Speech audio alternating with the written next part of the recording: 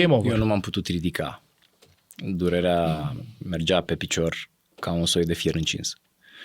Și pentru că nu îmi dădeam seama ce se întâmplă, m-am târât pe coate până în baie. Ajungi la prima sesiune, 5 iunie, Doamne, a sala fost de șocant. jiu-jitsu. Asta, hai să vedem. Cum s-a simțit prima întâlnire cu... A fost șocant, a fost aproape ca un accident feroviar. Cum ai știut încă de atunci că vrei medicină? Ar fi curiozitatea mea. Mi-și aduc aminte că la un moment dat făceam un efort ieșit din comun să împing o halteră grea de pe pieptul meu și trece pe lângă mine, unul se uită așa la mine și face: mă, tu ce lucrezi acolo? Gât și față? Pentru copii, lucrurile care în lumea în care trăim noi au dispărut pot fi foarte ușor suplinite sau readuse de o formă de mișcare, dacă nu ne-am mai uitat la mișcare strict ca la ceva pentru corp și mușchi și calorii. Mulți oameni cu care eu am vorbit și în cursuri și în ateliere și reacții la episoadele noastre au problema asta. Băi, eu n-am timp, nu știu cum să mai bag asta în program. E greșit. Ori la voi asta mi s-a părut mișto, că voi ați reușit Noi am făcut tot programul cumva în jurul chestii astea. Da. Eu personal evit să mănânc lucruri care sunt dulci sau care se reduc la glucoză și revin asupra chestii astea imediat, pentru că asta face ca dinții să putrezească. Cariile pe care eu le tratez în fiecare zi din viața mea au ca etiologie 2 lucruri. Vai de capul meu, după aia a urmat 7 luni de chin. Îmi târam piciorul stâng după mine. Singurul sport pe care îl mai puteam face era să merg pe jos. Că am vrut ca oamenii să vadă și o persoană cu un job diferit de sportiv de performanță sau diferit de creator de conținut pe zona de mișcare, cum a fost Andreea, care a reușit să facă mișcarea parte din viața lui și să și construiască o bună bucată din viață în jurul mișcării, care n-a fost mereu așa. Ai zice că petreci mai mult timp cu copiii și cu familia făcând mișcare împreună sau mai Fără puțin? doar și poate. Mai mult, Ăsta nu? este alt lucru. De multe ori oamenii zic: păi unde mă să mă mai duc și la sport? Exact așa. Pentru că dacă mă duc la sport, chiar că nu mai văd pe ei amici. Exact. Te întreb ceva, nu știu cât are legătură strict cu jiu-jitsu, dar vreau să te întreb și de reversul medaliei. Dacă crezi că există un risc și în a fi obsedat de dezvoltare personală, evoluție, tot timpul mai bine, stare sau mindset care să ducă la epuizare. Salutare, prieteni! Bine ne revedem în ultimul episod până una alta din seria Mișcare pentru Viață.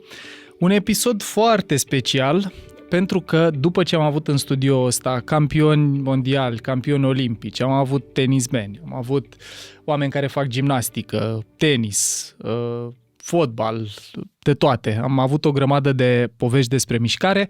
Acum avem un episod foarte, foarte special pentru că îl am alături de mine pe un om pe care eu îl găsesc foarte inspirațional pentru că e un om normal care și-a schimbat viața cu ajutorul sportului, și-a schimbat, sau relația cu sportul mai precis, a influențat toate planurile și ăsta e un episod exact pentru aceia dintre noi care avem tendința să spunem: băi, eu sunt părinte, eu muncesc mult, n-am când să fac mișcare, n-am când să ajung la sală și așa mai departe. Așa că, în episodul curent al seriei Mișcare pentru Viață, îl am alături de mine pe Vlad Niță. Îți mulțumesc, Vlad, că ești alături de noi. Te salut, Paul.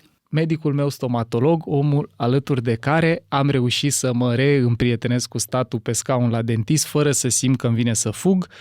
Tot a fost cu niște cortizol și adrenalină la început, dar încet s-au așezat. Nu este publicitate, nu este reclamă, nu primim niciun ban ca să facem episodul ăsta, dar îți mulțumesc din inimă că m-ai ajutat să mă reîmprietenesc cu lucrul ăsta atât de important și necesar. E doar meritul tău.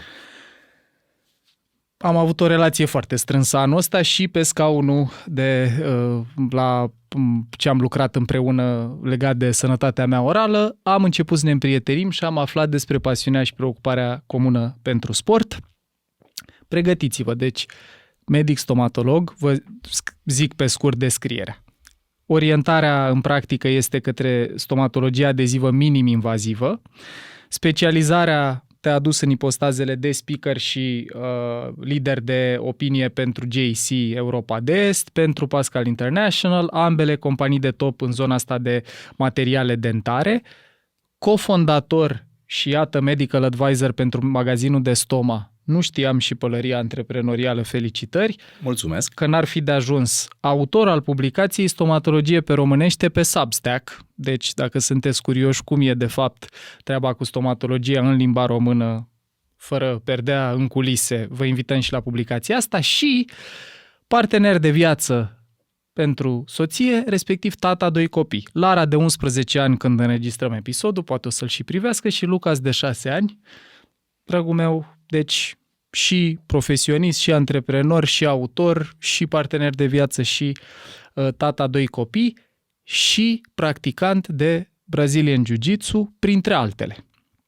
Zic să începem conversația noastră cu cadrul ăsta. Pentru voi, cei care ne priviți, dragilor, eu am dorit foarte tare episodul ăsta, tocmai pentru că de multe ori când vorbim cu oamenii despre beneficiile mișcării pentru performanță cognitivă, pentru a reduce stresul, pentru reglare emoțională, pentru o grămadă de lucruri care n-au de-a face neapărat cu tonifieri musculare sau cu ars calorii, oamenii zic, păi eu n-am când, sunt ocupat, trebuie să stau și cu copilul, trebuie să fac teme, sunt super muncit la birou. Și cunoscându-te, pe mine asta m-a impresionat, că mereu când ne vedeam, deși ai o activitate profesională foarte solicitantă, ai reușit să faci mișcarea parte din viața ta pe bune, ca obicei, nu din când în când, o practici și în cuplu, o practici și cu copiii, și despre asta o să povestim. Așa că zic să începem cu începutul.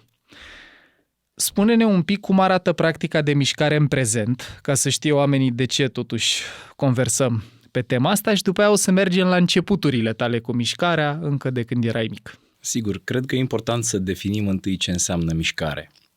Dacă te referi la niște sesiuni clare, care au un început și un final de sport, atunci alea sunt 5 sau 6 pe săptămână pentru mine. Dacă te referi la mișcare ca stil de viață, atunci în mod cert în fiecare zi fac mișcare. Mers pe jos, mă gândesc. Exact. Mers pe jos. Încercăm pe cât posibil să petrecem minimum 2 ore afară în fiecare zi. E benefic pentru copii, benefic pentru noi, și încet am renunțat la a ne deplasa cu mașina pe cât posibil, pentru că e teribil de cronofag. Și atunci, mai ales în București. Dar deja începe să fie așa pe peste tot. Și atunci încercăm pe cât posibil să ne facem treaba prin vecinătatea casei, pe o rază de 2-3 km, încât să putem să ne deplasăm pe jos. Deci mișcarea nu este pentru noi ceva concret pentru care ne facem timp. Noi ne identificăm ca făcând mișcare. Și așa mă raportez și la copii. Pe noi ne cheamă Niță, noi facem jiu-jitsu brazilian. Toți 4? Toți 4, bineînțeles. Inclusiv Lucas. Deja se apropie de 2 ani de practică. La 6 ani se apropie de 2 ani. Mulțumită antrenorilor care au avut deosebit de multă răbdare cu el. Ok. Da, coachul Andrei și compania. Deci mișcarea e prezentă acolo zilnic, într-o formă sau alta, organizat, zici tu, 5-6 sesiuni pe săptămână. Pentru mine. Pentru tine. Pentru mine. Bun. Soția reușește pe undeva pe la 2-3 sesiuni pe săptămână, inconstant, că sarcinile familiei sunt mai mari pentru ea, și cea mare reușește la fel 3 sesiuni de jiu-jitsu brazilian, cel mic cere în fiecare zi, dar din păcate sunt doar 4 sesiuni de jiu-jitsu brazilian pentru el pe săptămână și prinde 3, minimum. Noi am avut un episod introductiv în care tocmai asta am povestit cu publicul nostru, că ce arată cercetarea e că undeva între 3 și 5 iterații de mișcare pe săptămână reduc semnificativ încărcarea mentală. Dincolo de beneficiile pentru tonifiere musculară, pentru ars calorii, pentru toate aspectele astea fiziologice, niște beneficii foarte concrete și prea puțin discutate sunt astea că îmbunătățești mișcarea, îmbunătățește atenția, reduce nivelul de încărcare, îmbunătățește performanța cognitivă, memoria și altele. Sunt de acord cu tine. De fapt și de drept, pentru mine introducerea ta ar trebui pusă un pic invers, în sensul că pentru că reușesc să mă mișc și să fac rundele de mișcare necesare, reușesc să duc regimul de care tu spuneai un pic mai devreme. N-ar putea exista fără. Vreau să te întreb, că noi am avut în studio mulți oameni la care relația cu mișcarea a început când erau foarte mici. La tine cum a fost? Așa, cum a început relația cu mișcarea? Pe la ce vârstă? Pe la 6 ani. Am fost prompt dus la antrenament de tenis de câmp. Ok. Tata și-a dorit foarte tare să practic sportul ăsta. Și mi s-a părut solicitant, mi s-a părut interesant, am simțit că progresez destul de repede și atunci am perseverat. El și-ar fi dorit la rândul lui să poată să practice sportul ăsta în tinerețe și atunci și l-a dorit pentru mine.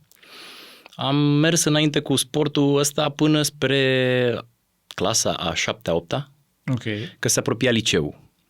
Și atunci, apropo, pe vremea respectivă mă antrenam cu Horia. Eu îl cunosc din copilărie. Da, suntem constanțeni amândoi, da. Și suntem apropiați. M-am întâlnit culmilor după ce am început să discutăm noi, inclusiv în cabinet. M-am întâlnit cu el tot pe acolo, prin cartier. Pentru prima dată, cred că după 25 de ani, ca să fie bine. Ce frumos, ce mică lume, uite, acum aflăm. Așa este. Ce fain. Și la momentul clasei 8-a, sau aproape de clasa 8-a, 7-a, 8-a, a venit întrebarea, ok, ce facem mai departe? Eu îmi doream foarte tare să mă duc la un liceu care să-mi permită după aia să mă duc la medicină. Eram setat. Aici vreau un pic de pauză să facem și să intrăm mai în profunzime. Noi mai avem un proiect în lucru acum, în altă cameră aici, respectiv un alt podcast și un alt brand care se numește ADN Vocațional. Am văzut. De orientare vocațională, mulțumesc pentru apreciere. Dragul meu, nu intrăm în tema aia pe larg, poate o facem într-un episod dedicat acolo, dar cum ai știut încă de atunci că vrei medicină? Ar fi curiozitatea mea. Când am văzut prima dată o carte de biologie... Ok, între a 5-a parcă, nu? Sau 5-a, nu mai știu, a 5-a sau a 6-a. Am rămas șocat. Pentru mine, informațiile alea de acolo, nu știu, au rezonat cu ceva în interiorul meu. Nu am avut nicio materie la care să învăț cu atâta plăcere cum am învățat botanică, biologie, anatomie ulterior. Povestim pe larg poate la următorul podcast, dacă ai să mă mai vrei vreodată pe aici, însă aparatul ăsta al nostru pe care îl purtăm, care ne poartă de fapt cabina de comandă, e ceva fascinant pentru mine. A fost întotdeauna. Și încă de atunci, deci din clasa 5-a sau a 6-a, când ai luat contact cu Mi-aduc aminte când mi-a adus mama pentru prima dată o enciclopedie pentru copii la rus. Doamne, a fost sursa a nenumărate note de 10 pe care le luam după aceea, pentru că mă apucam și transformam desenele alea micuțe din enciclopedie în planșe de alea mari, cum se făceau de mână. Ok. Și le duceam la clasă. Și automat efortul era punctat. Îmi plăcea să fiu și recompensat pentru efort. Ok. Eram orientat, dar în clasa a 5-a mi-aduc aminte și acum. Am avut o dirigintă de limba română, se numea doamna Grigore, Dumnezeu să o odihnească, și ne-a pus să scriem o compunere. Ce vreau să fiu când o să fiu mare? Eu pe hârtia aia mi-aduc aminte ca și acum. Eu am să fiu medic dentist sau cardiolog. Asta am scris. Ai știut și specializarea, deci știu că ori... Deci am să fiu medic dentist sau cardiolog. Eu asta am scris pe hârtie. Foarte interesant. Mi s-a părut că ani mai târziu chiar s-a nimerit să fiu medic dentist. Ai practicat tenisul de câmp. Te-ai gândit vreodată să faci performanță? La momentul respectiv, eu mă antrenam în regim de performanță. Niciodată n-am fost la fel de bun ca Horia. El era ceva absolut extraordinar. El zice că nu neapărat. Nu. Okay. El e modest. Deci avem o completare. El este modest. Okay. Mă antrenam împreună cu el și cu Gabi Moraru. Eram cel mai slab dintre ei. Eram ciuca bătăilor pentru ei. Însă, automat, n-ai cum să stai lângă asemenea valori și să nu înveți să joci tenis. Am participat modest pe la concursuri. N-am fost un succes. Suferința lui taică-mea a fost absolut enormă, dar asta a fost. Vine momentul când mergi la liceu și acum pui pe pauză tenisul, focusul ajunge să fie intratul la medicină. Da, într-adevăr, așa s-a întâmplat. Am pus pe pauză sportul, l-am mai practicat așa, de amuzament. Mai basket, mai câte un tenis cu câte un amator, dar nimic extraordinar. Tot pe atunci, bineînțeles, prin liceu, criteriul estetic m-a împins să ajung pe la sală pentru prima dată și mergeam la vechea sală a Farului Constanța, unde se antrenau niște... Da, se întâmpla să ne nimerim în sală cu echipa de rugby. Eram precum pitici în țara lui Gulliver acolo, era ceva. Mi-și aduc aminte că la un moment dat făceam un efort ieșit din comun să împing o halteră grea de pe pieptul meu și trece pe lângă mine, unul se uită așa la mine și face: mă, tu ce crezi acolo? Gât și față? Ce drăguț omul! Să-ți dai seama că n-am putut să mai termin repetarea, era să-mi pun haltera aia pe gât să se termine acolo. Dar m-a ajutat, a luat el cu o mână, a pus-o la loc, a fost cum trebuie. Da. Și atunci a fost primul contact cu sala. Cu sala de forță, da. Ok. Tu, în mod natural, Cum ai constituția? Pui ușor masă musculară, carne, nu ectomorf, endomorf? Nu pun foarte ușor mușchi pe mine. Am muncit foarte mult timp ca să cresc de la 68 de kg cât aveam la 31 de ani până la aproape 80 acum. 80 optimist. Mă chinui foarte tare cu acest 78,5, dar știi, numesc 80 pentru că mă aștept să se schimonosească lumea după mine și să ajung să am 80 de kilograme. Apropo de 68 de kilograme, între momentul liceului, ajungi în perioada aia și la sală prima dată, intri la medicină. La medicină am continuat cu sala. Ai continuat. Deci după tenis ai avut o relație cu mișcarea, dar era sporadic așa. N-am pierdut relația complet, m-am mișcat. Însă nu am aprofundat sub nicio formă sportul, în sensul că nu m-am dus înspre bazele teoretice ale lui. Am practicat nătând cum am știut, m-am accidentat, dar niște rezultate sau niște beneficii precise au existat. Asta sunt sigur 100%. Dar de îndată ce am intrat la medicină, la stomatologie, am început să răresc mersul pe la sală pentru că programul de la facultate era destul de intens și la momentul respectiv. De fapt, poate că nu era atât de intens pe cât necesita mult timp. Ca să fim corecți 100%. Și deja dinspre anul 4 am ajuns în clinica unde practic și acum, inițial ca voluntar. Și unde am găsit niște oameni care fac performanță în domeniul lor și mi-am dorit foarte, foarte tare să ajung și eu să fiu demn de mediul în care nimerisem. Și n-ai cum, pentru mine, doctorul Nicolescu și doctorița Lara Stangacilovici au fost niște modele demne de urmat și care m-au făcut să fiu ce sunt astăzi. Cert este că una peste alta am renunțat la sport pentru că aveam niște deficit de recuperat pe partea de stomatologie. Și dedicam tot timpul mersului la cabinet. Când nu eram la facultate, eram la cabinet. Și am renunțat la sport, am avut senzația că sunt bine, doar că la 31 de ani deja m-am aplecat să o iau pe cea mică în brațe, să o pup să plec la muncă. Și am rămas în hol. Și a plecat, ai rămas. N-am putut să o ridic. Am comprimat un nerv, un sciatic și am căzut acolo în genunchi cu ea cu tot. Durerea e atroce, nu o doresc nimănui. Și vai de capul meu, după aia a urmat 7 luni de chin. Îmi târam piciorul stâng după mine. Singurul sport pe care îl mai puteam face era să merg pe jos. De-aia pentru mine mersul pe jos reprezintă sport. Făceam de acasă până la cabinet, pe aici prin dreptul studioului tău, pe undeva pe la aproape 2 ore. Acum, sănătos fiind, fac 28 de minute. Wow, ok. Era un calvar. Mă împiedicam de piciorul stâng aproape la fiecare pas. Și drumul ăsta îl făceai din nevoia de a te mișca totuși cumva sau de ce mergeai pe jos atunci? Mi-am dat seama de ce am ajuns în situația de a fi atât de amărât. Renunțasem la ceva ce în mod normal mă ținea viu.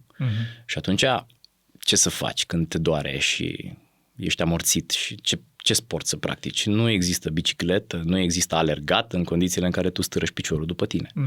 Și atunci singurul lucru pe care îl puteam face era să merg pe jos. Nu puteam să ridic de jos o sacoșă, dar aminte să fac orice altceva. Și atunci am mers pe jos până când n-am mai putut. 31, vârsta asta de 31 de ani și momentul ăsta a fost un wake-up call, așa, din ce a fost șocant. A fost șocant. Cred că wake-up call a fost, vai de capul meu. Acolo a trebuit să stau un pic și să mă readun. Pentru că nu ai cum să ajungi într-o stare atât de proastă și mai ales când ai un asemenea semnal dureros. Ăla are cumva rolul de a te face să te întorci către tine însuți. La fel a fost și în cazul meu.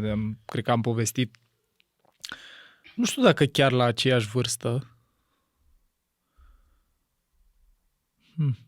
dar n-ar fi exclus să fie tot aici. Eu mi-aduc aminte și ziua. Da, mă. Pentru mine a fost într-o zi de 19 ianuarie. Ok. Durerea a fost în așa hal. Doamne, n-aveam un petic de tegument uscat cu care să-mi șterg fruntea. Transpiram abundent de durere. Asta în condițiile în care antiinflamatorile erau deja în sistem. Da. E interesant că e nevoie de câteodată să trăim ceva atât de intens ca să ne dăm seama că trebuie să facem ceva. În cazul meu a fost... Eu am avut dureri de spate, cred că de la 18-19 ani au tot rămas cu mine niște dureri lombare la care încă lucrez într-o formă sau alta, dar tot așa, pe fond de multă muncă. În cazul meu nu a fost atât de mult în perioada facultății când făceam mișcare, eu am făcut volei. După ce am făcut, după ani de volei cu domnul Vlad în spatele camerei aici, veșnic prezent cu noi, faceți cu mâna. A rămas rutina asta de mișcare, a rămas practica, dar mai o alergare, mai o mers pe bicicletă, mai din când în când la sală, fără bază, fără antrenor, fără tehnică, fără nimic. Și la un moment dat eram la Olimp, la mare, m-am ridicat de pe scaun unde mâncasem și, cum să zic, durerea aia mi-a rămas întipărită și mie tot spate, am simțit că transpir instant, am stat, cred că vreo 30-45 de minute, stăteam așa în mâini, că dacă îmi lăsam greutatea în șezut, game over. Eu nu m-am putut ridica. Durerea mergea pe picior ca un soi de fier încins. Și pentru că nu îmi dădeam seama ce se întâmplă, m-am târât pe coate până în baie. Ca un câine lovit de mașină.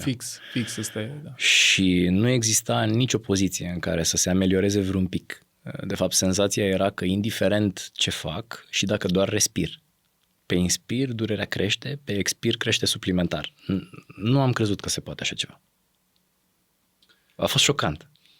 Și o motivație importantă ca după perioada de mers, ai zis că ai mers, în cât timp s-a ameliorat așa? Spre 3 luni. Wow. După 3 luni cred că nu a mai fost durere aproape deloc. Aproape. Uh-huh. Nu îndrăzneam sub nicio formă să fac mișcări de rotație. Mă plecam în 2 în genunchi, nu exista să îndoi trunchiul. Mă lăsam ca bătrânei pe vine și mă ridicam în același fel. Și cam 3 luni cred că au trecut până când eram quasi funcțional. Ok. Și după aia? Și după aia, cu lecția învățată, da. Am hotărât că trebuie să mă apuc să construiesc. Ok. Și pentru mine era clar că, știam cum fusesem. Și eram bine. Aveam senzația despre mine că sunt puternic. Și acum ajunsesem, ieșeam prin gulerul de la halatul ăla albastru pe care tu l-ai văzut în cabinet. Diametrul umerilor era cât al unui copil. Îmi rămăsese capul mare, vorba unui prieten bun, care nu mă menajează niciodată și îmi zice adevărul de fiecare dată. Și face, singurul lucru care nu se modificase era faptul că îți rămăsese capul mare. Și atunci, bineînțeles că de acolo sistematic m-am apucat să construiesc și am avut o abordare un pic mai organizată de data asta, în sensul că am înțeles că nu poți să te grăbești să te vindeci, asta văd și în cabinet, și am înțeles că e o problemă multifacetată. Nu e vorba numai de mișcare. Mișcarea este doar o variabilă dintr-un sistem. Okay. Sistemul, de fapt și de drept, fusese alterat pe mai multe dimensiuni. Pentru mine, somnul era cel care se renunțase la el. Ok. Era minimum... Din perioada facultății? Încă din perioada facultății. După care, iarăși, alimentația era viciată, în sensul că am avut, cred, 2 ani de zile în care am fost vegetarian. Okay. Și când nu prea mai funcționa pentru mine, am avut senzația că nu funcționează pentru că nu sunt suficient de vegetarian și m-am îndreptat către veganism. Okay. După 3-6 luni pe direcția asta, a fost accidentul cu pricina. Și atunci am constatat că nu neg, știința ne spune că de principiu oamenii care reușesc să țină o astfel de dietă sunt mai sănătoși. Eu nu am putut să o implementez așa cum ar trebui. Nu sunt vreun Brian Johnson. Ar fi fost interesant să fiu. Și astea și în cazul lui am văzut că... Da, uite, de câteva zile nu l-am văzut. Sper să fie bine. Da. Cert este că pentru mine nu a funcționat sub nicio formă. Și pierdusem foarte multă masă musculară. Repet, aveam 68 de kilograme. Înainte să renunți la sport, unde erai? 82. Deci de la 82 la 68... Da. Și în cât timp s-a întâmplat asta? Vreo 3 ani. În 3 ani, ok. În care n-ai mai făcut mișcare. Ok. 68, 31 de ani spate și acum ai zis așa, somnul era una din variabilele care au viciat sistemul, nutriția, eu mă gândeam că mâncai, nu știu, chipsuri, cartofi prăjiți, burger, dar nu. Înțeleg că era vorba de vegetarianism, după aia veganism și lipsa mișcării. Astea trei, mai era ceva ce... Atât am putut să identific la momentul respectiv. Somn, nutriție și lipsa mișcării. Și lipsa mișcării. Okay. Și tot sistematic de acolo. Am încercat să obțin idei bune în toate părțile astea. Pe scurt, tot ce venea de peste ocean, citeam, vedeam dacă se poate aplica. Dar am avut noroc pentru că la un moment dat întâmplător l-am cunoscut și pe Valentin Bunea. El este întemeietorul unui sistem care se numește Body Engineering. Okay. E un personaj foarte interesant, ți-l recomand cu drag. Este Mulțumesc. Cât se poate de tranșant și de autentic. E cineva care poate să aducă un pic de sare și de piper în domeniul ăsta și este foarte, foarte bine fundamentat științific. Asta mă interesează. Mi-e ușor să reduc toate lucrurile pe care eu le-am regăsit prin cărțile de peste ocean. Așa. Trimițându-te ușor la filozofia lui Valentin. Cum arată? Foarte simplu. Nu e vorba numai de un sistem de nutriție, este ideea că încercăm să ne respectăm corpul. Îi oferim somn, îi oferim mișcare și îi oferim în fiecare zi nutriție de calitate ca să aibă cu ce să se repare. Aici vreau eu să intrăm un pic mai în concret. Deci, atât din cărțile din afara țării, cât și de la Valentin, ai început să operezi pe astea trei paliere. Somn, mișcarea și nutriția. Descrie-ne un pic cum a arătat afterul. Before-ul l-am înțeles. Cum arată afterul? La capitolul somn? La capitolul somn, targetul este ora 21:30. Realist, cu 2 copii, la 21:30, abia dacă reușim să îi legăm pe aia de pat. Da. Motiv pentru care, de cele mai multe ori, noi ajungem în pat la ora 22. Iarăși, a nu se confunda ora de culcare și ora de trezire cu intervalul de somn. Cele două nu sunt congruente. Iar ca să aflu asta, a trecut niște vreme și, între altele, a fost nevoie să port ghiulul ăsta de lăutari pe care l-am... Uraringul, da. Pe deget de mai bine de 5 ani. Ok. Dă-mi un pic mai multe detalii. Deci culcarea e între 9:30 și 10 seara. Trezirea? Trezirea, de principiu, este la ora 5:30. Ok. Bun. 7 ore, jumate, Dacă sunt 7 ore de somn efectiv pentru mine, da, atunci sunt bine. Bun. Asta e criteriul somn. Mișcare. La început, mi-aș fi dorit să pot să ridic orice de jos. Nu era o opțiune. Și atunci, după ce am terminat cu mersul pe jos, am evoluat lent către exerciții de tip calistenice. Ok. Foloseam propria greutate, care oricum nu era foarte mare, și făceam mișcările care mă ajutau. L-am cunoscut atunci pe un domn foarte simpatic, se numește Florin Preuteasa. E trecut de prima tinerețe, însă cu deosebit de multă grație. Prima dată când l-am cunoscut am rămas absolut șocat că poate să existe așa ceva. Pe scurt, e de cercetat. Așa. Are un site care se numește, cred, Be Fit For You și acolo el propune o sumă de exerciții din astea calistenice sau uneori cu greutăți din astea mici pentru oameni de toate vârstele și are un criteriu după care le oferă puncte. Practic, dacă ești mai în etate, vei avea un număr de puncte mai mare pentru o repetare. Dacă ești domnișoară, vei avea, bineînțeles, un număr de puncte mai mare pentru orice repetare, pentru că doamnele, de principiu, au o cantitate de mușchi mai mică decât domnii. Și așa mai departe. Am mers pe direcția asta a lui Florin și am ajuns ca de undeva din vecinătatea a 100 de short squats. Da. El propune ca exercițiu de test acest short squat pe care ți-l explică foarte clar pe site-ul lui. Da. și te invită să faci cât de multe poți în unitatea Fără de timp. pauză. Într-o unitate de timp. Într-o unitate de timp. Propune să ai și pauze. Bineînțeles, dacă ai nevoie de ele. Cert este că am început și reușeam cu greu să fac 100 de astfel de short squats în 10 minute și m-am oprit după ce am reușit 520. În 10 minute. În 10 minute. În cât timp ai reușit să faci progresul? 3 ani jumate.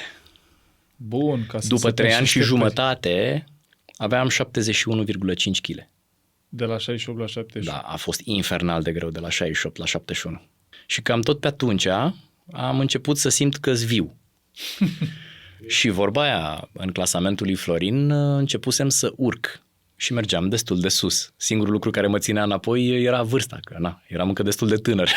Dar te mai întreb, deci, ok, că vorbeam de mișcare, avem squaturile, ai început să faci mișcare, să faci exercițiu fizic cu greutatea proprie, squaturile au fost o metrică. Da, o metrică, erau și flotările. Așa. Sunt foarte multe exerciții pe care el le propune. Cele după care eu m-am ghidat ca să trag oarece concluzii au fost astea două. Flotările făcute în 10 minute, respectiv squaturile făcute în 10 minute. Flotările stricte, militare, ajunsesem pe la 245 la 10 minute. Plecând de la? 80, poate. În 10 minute la 245. Da. Foarte fain, mi-mi place așa cu numere. Să știi că da, ce face foarte frumos Florin este că pe site-ul lui are inclusiv niște grafice. Și graficele respective le poți scoate ca un soi de rapoarte de-a lungul a mai mulți ani și vezi exact care ți este traiectoria. Între timp, site-ul a suferit o îmbunătățire, așa că nu aș mai putea să-ți scot graficele mele. Ce pot să-ți spun însă este că traiectoria a fost ascendentă de-a lungul a 3 ani și jumătate și am început să am pretenția că sunt puternic, din nou. Da, evoluția asta în 3 ani jumate pe palierul mișcare, făceai doar asta, squaturi și flotări? Squaturi, flotări. De câte ori pe săptămână mergeai? Cât dura un antrenament? Păi nu mergeam nicăieri. Asta le făceam acasă. Da, perfect. Asta e fain, că le poți face în confortul casei tale. Nu ai nevoie de niciun fel de props de niciun fel. Ok.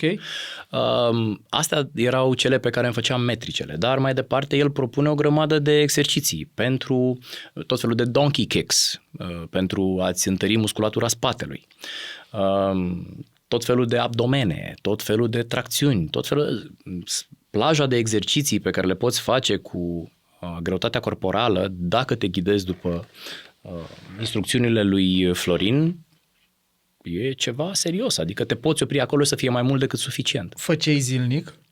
Nu, nici într-un caz. Dar cum arăta? Deci de la spate blocat, doar mers? 2 ori, de cel puțin 2 ori pe săptămână, minimum era să-mi fac flotările și era minim să-mi fac genuflexiunile. Însă când am început să am senzația că îmi revin și că sunt puternic, m-am gândit, dar oare nu mai punem încă o zi? Haide să vedem ce punem în ziua respectivă. Și încercam fie abdomene, după aceea am cochetat cu tracțiunile, tot mă duceam cu copiii la locul de joacă, acolo erau tot felul de jungle gyms. Mă apucam și eu de 2 inele de alea și mă trăgeam în sus în felul în care puteam. Nu prea puteam. Și în astea 2 reprize pe săptămână făceai 10 minute câte genuflexiuni intrau? Și după aia mă țineam de mobilă flotări, ca să nu mă întind pe jos. Ok. Mă bucur că ne dai detaliile astea, că arată că totuși ieșirea din groapă nu e deloc ușoară. Atunci, dar nici nu ți-a cerut extrem de mult timp, adică undeva 20-30 de minute pe iterație, pe sesiune de exercițiu, aia erau. 10 minute una, 10 minute alta, cât mai dura pauza. Florin la început propune chiar intervaluri mai scurte. Ok. Adică, din punctul meu de vedere, cu ceea ce am aflat între timp, sunt ferm convins că poți să scapi cu 5 minute pe zi, dar să ne înțelegem, din alea 5 minute, doar 3 minute de lucru și 2 minute de pauză. Cum ar arăta asta? Dacă ai fi iar acolo și ai vrea să o faci cu tot knowledge-ul pe care l-ai acum, cum ai face-o? Păi, de exemplu, m-aș strădui foarte tare ca în alea 3 minute de lucru, întrerupte de 2 minute de pauză, să înghesui toate genuflexiunile pe care le pot înghesui. Deci ai face 3 minute fără pauză, câte genuflexiuni poți? Aș avea 1 minut fără pauză, după care m-aș opri, aș respira 1 minut, aș face încă 1 minut, iarăși m-aș opri și aș mai face încă 1 minut. Ok. Ar fi, cred, mai mult decât suficient dacă presupunând că ești bine din punctul de vedere al odihnei și bine din punctul de vedere al nutriției, ar fi mai mult decât suficient să capeți un randament crescător pentru trenul inferior. Ce pot să zic? Florin este mai mult decât în măsură să elaboreze. Și dacă îi urmărești pagina de Instagram, de exemplu... Cum se numește? Cred că se numește Be Fit For You acum. Cum ziceai, da. Găsit aici. Foarte fain, mulțumesc pentru resursă. De fapt și de drept, exercițiile pe care le-am învățat atunci, le iau cu mine în continuare de fiecare dată când călătoresc. Dacă umblu prin țară sau pe oriunde prin Europa și am un pic de treabă și nu am unde să mă duc să ridic niște greutăți. Da. Pentru că de cele mai multe ori sălile pe la hotel sunt cu 10 kg maximum, un spațiu neaerisit, bineînțeles dacă există. Te bucuri și dacă există. Și atunci, de fapt și de drept, nici măcar de alea n-ai nevoie. Ai nevoie de un prosop, nu de alta, dar nu vrei să uzi mocheta. Este tot. Da, sau o saltea de yoga. Și salteaua de yoga poate să fie greu de cărat dacă trebuie să zbori cu un rucsac. Exact. Știi? Bun, deci ăsta a fost elementul de tranziție. Calisthenics, exerciții cu greutate proprie. De fapt și de drept, sincer, nu cred că aș fi ieșit din groapa aia fără răbdarea lui Florin Preoteasa. Ai făcut coaching cu el? L-am sunat, cred, de 3 ori. În 3 ani jumate? Da. N-am avut nevoie de mai mult de atât, pentru că ceea ce materialele pe care le pune pe site-ul lui sunt mai mult decât edificatoare. Sunt bune inclusiv pentru persoane în vârstă rău de tot. Da? Și vor găsi acolo o varietate de exerciții pe care să le poată pune în practică de mâine. În tolba ta acum, dacă nu ai avea acces la sală, înțeleg că ar fi astea două ar fi calistenice, ar fi... Da, din calistenice specifică vreau să le fie foarte clar oamenilor care ne privesc. Deci ar fi squaturi. Ar fi squaturi, ar fi flotări, ar fi tracțiuni. Și tracțiuni, da. Dacă avem unde. Ok, bun. Deci împins, ridicat, push-pull legs. Echivalentul zilelor ăstora. Da. Bun. Noi mai aveam o coordonată cu nutriția, dar până ajungem acolo, mai vreau la mișcare, ne-ai zis pasul 1, exercițiile cu greutate proprie, Florin, tranzițiile de la 68 la 71 de kilograme, de la 100 de squaturi de la câte ziceai? Short squaturi. Short squaturi, de la 520 de la 80 la 245 de flotări. Excelent. Acum, care a fost pasul următor cu mișcarea? După ce ai făcut asta... Rămâi uimit când vezi că graficul e veșnic ascendent. Și la un moment dat capeți așa o oarecare încântare de sine, știi? Toți suntem vinovați de asta, mai mult sau mai puțin. Fie între 4 pereți, fie în lumea largă. Eu începusem așa să am senzația că sunt puternic, știi? Și la momentul respectiv... am avut curaj să-l ascult pe prietenul meu, pe Alex Pavel, care mi-a sugerat, măi Vlad, dacă tot ți-ai revenit și dacă tot ai senzația despre tine că ești puternic și că ești pe trend ascendent, pentru că și lui îi povesteam de exercițiile astea, de ce nu te duci să încerci un pic de jiu-jitsu brazilian? O să-ți placă foarte mult, pentru că dincolo de faptul că ai să-ți miști corpul, ai să vezi că o să-ți solicite foarte mult mintea. Și am uitat așa rapid, ce sport e ăsta să te duci să-ți soliciți mintea? Da. Nu vreau șah. Păi uite, foarte bine spui, e un fel de șah cu propriul tău corp. Zic eu de acolo. Întâmplarea face că acest om este unul pe care eu îl respect pentru capacitatea lui de muncă. Și atunci când vine câte o recomandare de genul ăsta, mai ales cu episoadele de care îți spuneam în trecut, am cam plecat urechea și am mai făcut ceva pentru mine, Alex. Mi-a spus, nu vreau să vii la sala mea. E departe. N-ai să vii. Ți-am găsit una aproape de tine. Când vine cineva și îți dă inclusiv posmagii muieți, ca să zic așa, mi-a fost rușine să nu mă duc măcar să încerc. Așa că exact în ultima zi a celei de-a 34-a tură în jurul soarelui pe care am făcut-o, deci pe 5 iunie, când aveam încă 34 de ani, m-am dus la primul antrenament de jiu-jitsu brazilian. M-am dus la școala modern, în partea de nord a capitalei. unde merge și Tiberiu Vintiloiu mai nou, nu? Unde merge și Tiberiu Vintiloiu. Suntem colegi. Am văzut, tocmai s-a Suntem apucat. prieteni. Suntem prieteni. Tiberiu e o forță a naturii. Îmi place. Salutări, Tiberiu, salutări. Și acolo, vei ajunge salutări. foarte departe. Tiberiu este o forță a naturii și este dotat în mod natural cu o tenacitate ieșită din comun. Este o centură albă de la noi din sală, de care îți spun sincer că mă tem. Da. Eu simt Tiberiu. Tag. Okay. Da, și învață extraordinar de repede. E ceva senzațional. Am văzut poze la el, am văzut că a mers și la un turneu de curând. Da, deci... da. Însă acolo la Școala Modern l-am cunoscut pe profesorul Mihai Handrea. El este prima noastră centură neagră, e întemeietorul sălii și este, iarăși, o forță a naturii. E greu, foarte greu să descrii cu cuvinte dimensiunea acestui om. Pentru că este vorace. Aici și aici nu vorbim numai de caracteristicile fizice. E ca o lamă. Ține minte tot și mai departe îți oferă exact ceea ce consideră că îți lipsește la un anume moment. Suplimentar, între timp, au ajuns alți doi colegi de-ai noștri, sunt la rândul lor profesori, sunt centuri negre. Este profesorul Dan Rotlein, care mie mi-a modificat traseul prin sala de jiu-jitsu masiv cu tehnicile... Da, cu tehnicile senzaționale pe care le-a propus, mai ales pentru partea de no-gi. Și este și profesorul Dragoș Fediuc, care la rândul lui, Doamne, atât control mai rar de găsit. Niște pedagogi ieșiți din comun, toți trei. Da. Și e foarte fain ce lasă în urmă, pentru că între timp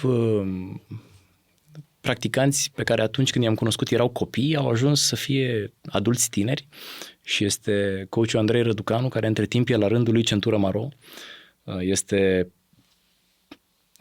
competitor pe scena internațională de jiu-jitsu și mi-aduc aminte cu plăcere cum era când avea 16-17 ani și încă puteam să-l împachetez, iar acum e accidentat, își revine după o intervenție pentru cot și cu toate că încă nu își extinde brațul complet, ar putea să mă împacheteze bine mersi, fără să facă foarte mare efort.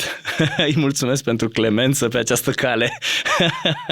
Da, vreau să ne povestești un pic. Tu erai după anii de calisthenics, te simțeai bine cu tine. Vai, Doamne, ce... Aveai progresul ăsta impresionant aici și la genoflexiuni și la flotări. Ajungi la prima sesiune, 5 iunie, Doamne, sala de jiu-jitsu. Asta, hai să vedem. Cum s-a simțit prima întâlnire cu... A fost șocant, a fost aproape ca un accident feroviar. Așa. Pentru că am intrat în sală și acum imaginează-ți că pe salteaua aia a călcat un om care avea senzația despre el că este puternic. Că da?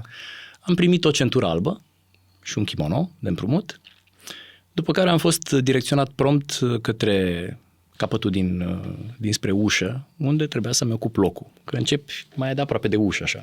Probabil că să poți să mai fugi. Când s-a terminat încălzirea...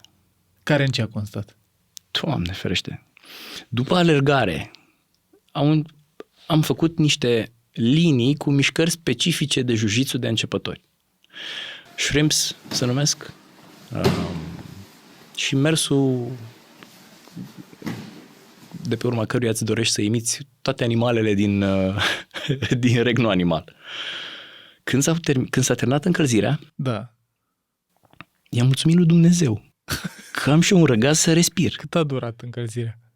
10 minute. Ok. Tu erai obișnuit cu reprize scurte, dar totuși și pare că aici a fost altceva. Nu mi-am mișcat niciodată corpul astfel. De fapt și de drept, la finalul antrenamentului, profesorul Mihai m-a întrebat cum ți s-a părut. Și am zis, profesor, sper să nu te suferi pe mine, dar eu ceva mai contraintuitiv n-am făcut în viața mea. Și face, să știi că am mai auzit asta.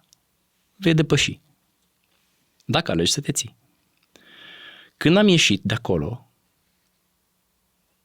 Doamne, nu pot să-ți explic ce senzație de ușurare am simțit. Ușurare, de ce? Așa, Pentru că pe întreg parcursul antrenamentului ulterior am fost folosit pe post de mop. Aha. Și acum să ne înțelegem, lasă că am fost folosit pe post de mop de colegii mei băieți, însă colegele mele de la momentul respectiv, Doamne, erau lipsite de orice milă. Nu m-aș fi putut opune, indiferent ce și-ar fi dorit să-mi facă. Da, ai terminat cu încălzirea și după aia restul antrenamentului a fost de fiecare dată după antrenament, după partea de încălzire, urmează o parte în care se explică o anumită tehnică conform unei curicule. Aha. Eu nu sunt deosebit de articulat, ca să zic așa. Și mi-a fost greu să imit tehnicile respective, dar am avut parte de răbdare din partea colegilor, și am trecut și peste partea respectivă. Și la final, profesorul Mihai ne-a propus 2 runde de 1 minut și jumătate de sparring, în care trebuia, de principiu, eu fiind la prima intrare în sală, să reușesc cumva să țin ceea ce se numește o gardă închisă. După acele 2 sesiuni de 1 minut jumătate, care, să ne înțelegem, au fost întrerupte de pauză de 1 minut, cu greu am ajuns la vestiar. Și când am ajuns la vestiar, nu puteam să-mi strâng degetele suficient de mult încât să îmi desfac centura ca să mă schimb să plec acasă. Ok. Aveam antebrațele pline de acid lactic. Da? Și a trebuit să stau cu minte acolo, mă întrebau colegii, ești bine? Și am zis, sper. Ok, deschiați-mă voi.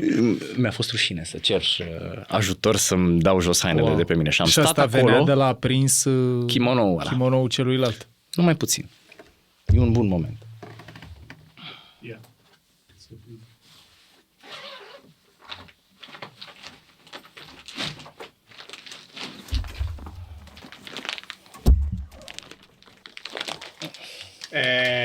Domnule, ia uite, Vladi.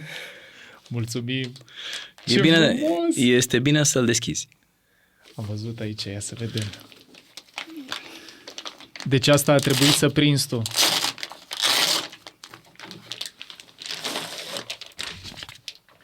Doamnelor și domnilor, îți mulțumesc. Cu drag. Deschide-l. Trebuie să-mi povestești, că nu știu, așa... Ca să știe cu ce se dă de pământ. Numele victimei, numele mopului. Mop în devenire. Uite, îmi pun aici așa. Deschide și kimono, te rog. Așa. În interiorul lapelului stâng. Ce frumos! Îți mulțumesc. Este pe măsura ta. Dragul meu, ce frumos. Your legacy begins here. Deci, ce să mai... Trebuie să vedem cum... Mă bag și eu. Da. Vă așteptăm pe amândoi la școala modernă. Dacă îmi spui când mergi, voi fi acolo cu tine. Dragul meu... După cum, de altfel, dacă vrei să-l pui pe tine, te învăț să spui și centura. Chiar vreau să te întreb. Uite, o să-l țin aici, lângă mine, și îți mulțumesc din tot sufletul. Este o invitație foarte frumoasă. Te întreb așa, pentru cineva, cum e cazul meu, care are niște probleme cu spatele, care nu știu dacă sunt de ordin articular sau muscular, că fiecare specialist cu care mă văd are altă părere. Ca să te apuci de Brazilian Jiu-Jitsu, trebuie să fii perfectly fit. Tu cum erai la momentul la care te-ai dus? Nimic mai aveai din ceea durere, ce poți face în momentul ăsta nu te poate pregăti pentru ceea ce ai să pățești la Jiu-Jitsu brazilian. Sunt sigur, nu, dar eu ce mă întreb e o formă de mișcare pe care o recomandăm oamenilor care sunt în vreo formă de durere la momentul la care se apucă? Nu, dacă sau ești cum? în acut, de principiu nu-ți dorești sub nicio formă să te duci. Însă, dacă ești compensat, dacă ești funcțional, dacă poți să mergi, dacă poți să mergi pe bicicletă, dacă ai o oarecare, nu știu, să zicem, sănătate generală, e mai mult decât ok. Știu oameni care au ajuns acolo după ce au suferit accidente auto severe. Persoane care au avut fel și fel de compresii, contracții, rupturi și s-au dus și se tratează cu mișcarea respectivă. Okay. Avem colegi care au intrat în sală după infarcturi miocardice. Și să ne înțelegem, noi suntem tineri. Dar, apropo, cum arată componenta cardio din forma asta de mișcare? La tine cum e? După un antrenament, fie atunci, când ai început, fie acum, ce zice inelul? Inelul nu-l poți purta pe saltea. Așa că nu am o măsurătoare standardizată. Okay. Sunt colegi care poartă fel și fel de centuri din astea cu senzori. Depinde foarte tare de la persoană la persoană, pentru că stilul pe care îl poți avea într-o sală de jiu-jitsu diferă de ceea ce consider că ți se potrivește ție. Poți să te miști într-una, e recomandat și atunci bineînțeles că această componentă de cardio va fi la cote paroxistice. Sau poți să ai un jiu-jitsu leneș și foarte eficace. Okay. Și atunci poți să-ți folosești greutatea, respectiv tu ești titularul unor membre foarte lungi. Asta înseamnă că vei putea să închizi niște triunghiuri ieșite din comun, vei putea să-ți împiedici toți colegii cu foarte mare ușurință, pentru că tu îi vei ajunge când ei încă nici măcar nu se apropie de tine. Ok. Depinde foarte tare ce latură vrei să dezvolți. Spider Guard. Wow, Vlad, mă impresionezi. Ești departe. Cum arată asta? Spider Guard presupune ca de îndată ce ai pus kimono-ul ăla pe tine. Așa facem poze. Serios? După ce pui kimono-ul ăla pe tine, partenerul a arestat ambele mâneci, care se prind într-un anume fel. Da. Și după aceea își sprijină tălpile în bicepsii tăi. Și în felul ăsta te imobilizează, te inversează, te controlează, cu alte cuvinte. Te rog. Îți mulțumesc de stai că nu vreau să punem aici numele victimei. Vreau să te întreb așa. Ai fost la primul antrenament. Da. Cu încălzirea ne-ai povestit. Ai fost mop pentru toată lumea după. Ai plecat cu antebrațele blocate. Care a fost procesul după? Iată, ești aici, în continuare practici, ai vrut să continui. Cum te-ai hotărât? Cum a intrat microbul? Nu știu, ce a avut sportul ăsta aparte de... Bucuria pe care am resimțit-o după ce am ieșit din sală. Am luat-o cu mine și m-am dus acasă și am zis soției că nu m-am simțit așa de rău în viața mea. Așa că mă mai duc. Dar până la momentul la care am ieșit din sală. Și că fericirea pe care o resimt pentru că am participat la un astfel de antrenament și pentru că am avut o oglindă cât se poate de adevărate mele stări, ca să zic așa, mă face să mă duc din nou. Și de fiecare dată când mă duceam, îți promit, ani de zile, după aceea, de fiecare dată când mă duceam, ani de zile. Și când zic ani de zile, vreau să zic 3 sau 4, nu 1 sau 2. Da. Înainte de fiecare antrenament pe drum, vocile dintre urechile mele negociau. Ce Dumnezeu îți trebuie ție să te duci acolo? Când ajungeam în fața sălii și parcam, aceeași voce. Nu intra, tu nu știi ce urmează. Ba știi, de fapt. Însă de fiecare dată, ceea ce m-a făcut să mă duc înapoi din nou, era felul în care mă simțeam după. Și încet, tovărășia pe care am găsit-o în sala respectivă. M-am descoperit acolo într-un fel ginta sau tribu, dacă vrei. Pentru că media de vârstă a practicanților este apropiată de vârsta noastră, că noi suntem cam de o seamă așa. Sunt practicanți un pic mai în vârstă și sunt câțiva practicanți mai tineri. Eu acum, pentru că nu mai trebuie să particip doar la antrenamentele de începători, care sunt de obicei seara, am acces și la antrenamentele de avansați. Ele au loc de dimineață, mi se potrivesc foarte bine cu programul și acolo noi zicem că este The Old Uncles Club. În sensul că nu știu dacă este în mod constant cineva pe saltea, poate cu excepția coachilor, care să fie în vecinătatea a 20. Majoritatea sunt 40 plus. Și fac de mult timp? Cam de aproape aceeași, cam la fel ca mine, cred că de 7 ani deja. Majoritatea sunt cam de 7 ani acolo. Sunt unii care între timp au primit inclusiv centură maro, sunt practicanți de 10 ani. Pentru grupa lor de vârstă sunt niște forțe. Vreau să te întreb niște chestii acum, sunt curios așa. Am înțeles că ai continuat să mergi pentru trib, într-o oarecare măsură, și pentru cum te simțeai după. Da.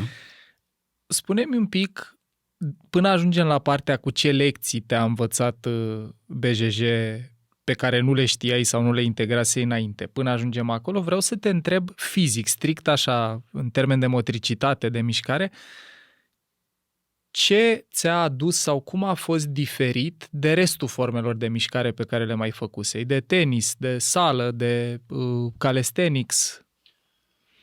E o întrebare foarte bună asta. Pentru că, de ce spuneam un pic mai devreme că nimic din ceea ce poți să faci nu te poate pregăti pentru ceea ce vei face la jiu-jitsu? Pentru că dacă te duci, de exemplu, la o sală, vei mișca de colo-colo niște greutăți. Ele pot fi mai mici sau mai mari. Să vezi ce interesant este când încerci să miști niște greutăți care nu vor să fie mișcate. Pentru că au voință proprie. Ăștia sunt partenerii la jiu-jitsu. Și fiecare dintre ei are un anume stil. Preferă anumite atacuri. Și atunci, unii dintre ei te vor forța să lucrezi numai la capetele musculare ale segmentelor tale, pentru că pun foarte multă presiune pe tine. Sunt alții care vor fi cât se poate de eficace și când ți-e lumea mai dragă, vor închide o finalizare care te lasă fără drept de apel. Sunt alții care se vor bucura de fiecare secundă din runda de 5 minute, în care te vor chinui și te vor chinui și te vor chinui și te vor finaliza cu exact 6 secunde înainte să se termine runda, cât să aibă timp să-ți spună la final că te-ai descurcat foarte bine. Ok. Din punct de vedere fizic, este o bună împletire de forță, de strategie, de respirație, de eficiență musculară, de contracție și relaxare și de tehnică. Pentru că, de exemplu, dacă te sperii și îți crește pulsul și ți se lărgesc nările și te umpli de adrenalină, vei vedea că primul lucru care se stinge este exact cortexul prefrontal. Aici tu ești cel care poate să ne dea detaliile. Călărețul. Pică călărețul, exact. Acum gândește-te că cineva vrea să te strângă de gât. Își dorește foarte tare să te finalizeze, să te determine să renunți. Finalizarea e când bați și zici gata. Da. Bine, dacă ai să bați sau maturitatea necesară pentru a bate. Okay. Pe noroc, la noi în sală se cultivă o astfel de direcție. N-ai cum să înveți prea multe dacă alegi să te accidentezi. Păi și ce te faci în momentul ăla? Că tu nu ai călărețul. Sau nu ești obișnuit să ai călărețul. Dar poate te obișnuiești. Foarte mișto asta, deci... Pentru că, de fapt și de drept, jiu-jitsu este, e o artă marțială care nu te pregătește nu doar pentru a fi bun la jiu-jitsu. Jiu-jitsu te pregătește pentru a fi foarte bun în viață în rest. Toate crizele pe care după aia le întâlnești în trafic, la birou, la școală, cu copii, toate nu vor mai fi la fel de dur înregistrate, nu vor mai duce la această pierdere a călărețului. Pentru că tu ești obișnuit să funcționezi într-un regim de efort și la un nivel de stres care nu există în societatea noastră în altă parte decât în acea sală. Da. Eu cred că jiu-jitsu de fapt și de drept este componenta care ne lipsește din epoca modernă. Foarte fain. Am mai auzit asta, nu mi-aduc aminte în care dintre podcasturile la Huberman, ori nu mai țin minte precis la care, sau la Joe Rogan, ideea asta că ați antrenat sistemul nervos să stea în activarea asta simpatică, să stea în turație autonomă ridicată, dar să-ți găsești calmul în activarea respectivă, te antrenează pentru mult mai mult decât strict forma aia de mișcare. Și e prima, cumva, idee sau lecție pe care văd că ai simțit să o numești și tu. Deci asta e un lucru pe care ți l-a adus dincolo de motricitate, antebrațe puternice și așa mai departe. Latura fizică în momentul ăsta, pentru mine este mai puțin relevantă. încerc să lucrez la a respira, încerc să pot să creez strategii pe măsură ce merg înainte într-o rundă de luptă. Și acum sunt de părere că aș putea să fiu mulțumit de starea mea fizică. Îți spuneam la început că am reușit 2 runde de 1 minut jumătate la primul antrenament cu pauză de 1 minut.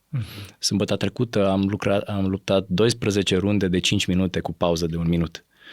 Și am plecat 7 ani. După 7 ani aproape. Vor fi 7 ani în iunie pe 5, înainte de ziua mea.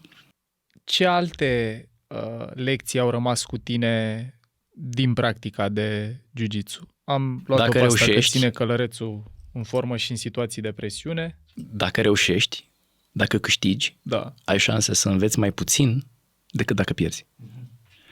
Și asta iarăși e o chestie care mi se pare destul de importantă, pentru că aversiunea față de a pierde, față de risc, Doamne, ține oamenii blocați în niște procese de-astea mentale din care nu ies ani la rând, rămân incapabili de a face orice mișcare pentru că se tem să nu rateze. Nu, e complet greșit, ar trebui făcut pentru că vei primi un feedback în timp real vis-a-vis de planul pe care tu l-ai făcut.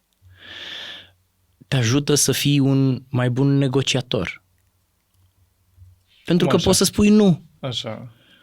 Ai o limită până la care poți să fii împins. Noi bărbații știm unde e limita. Dacă ne luăm la pumni, înseamnă că discuția pe care am avut-o în această seară nu a fost una deosebit de fructuoasă, nu-i așa? Dar știm amândoi că dacă ne luăm la pumni,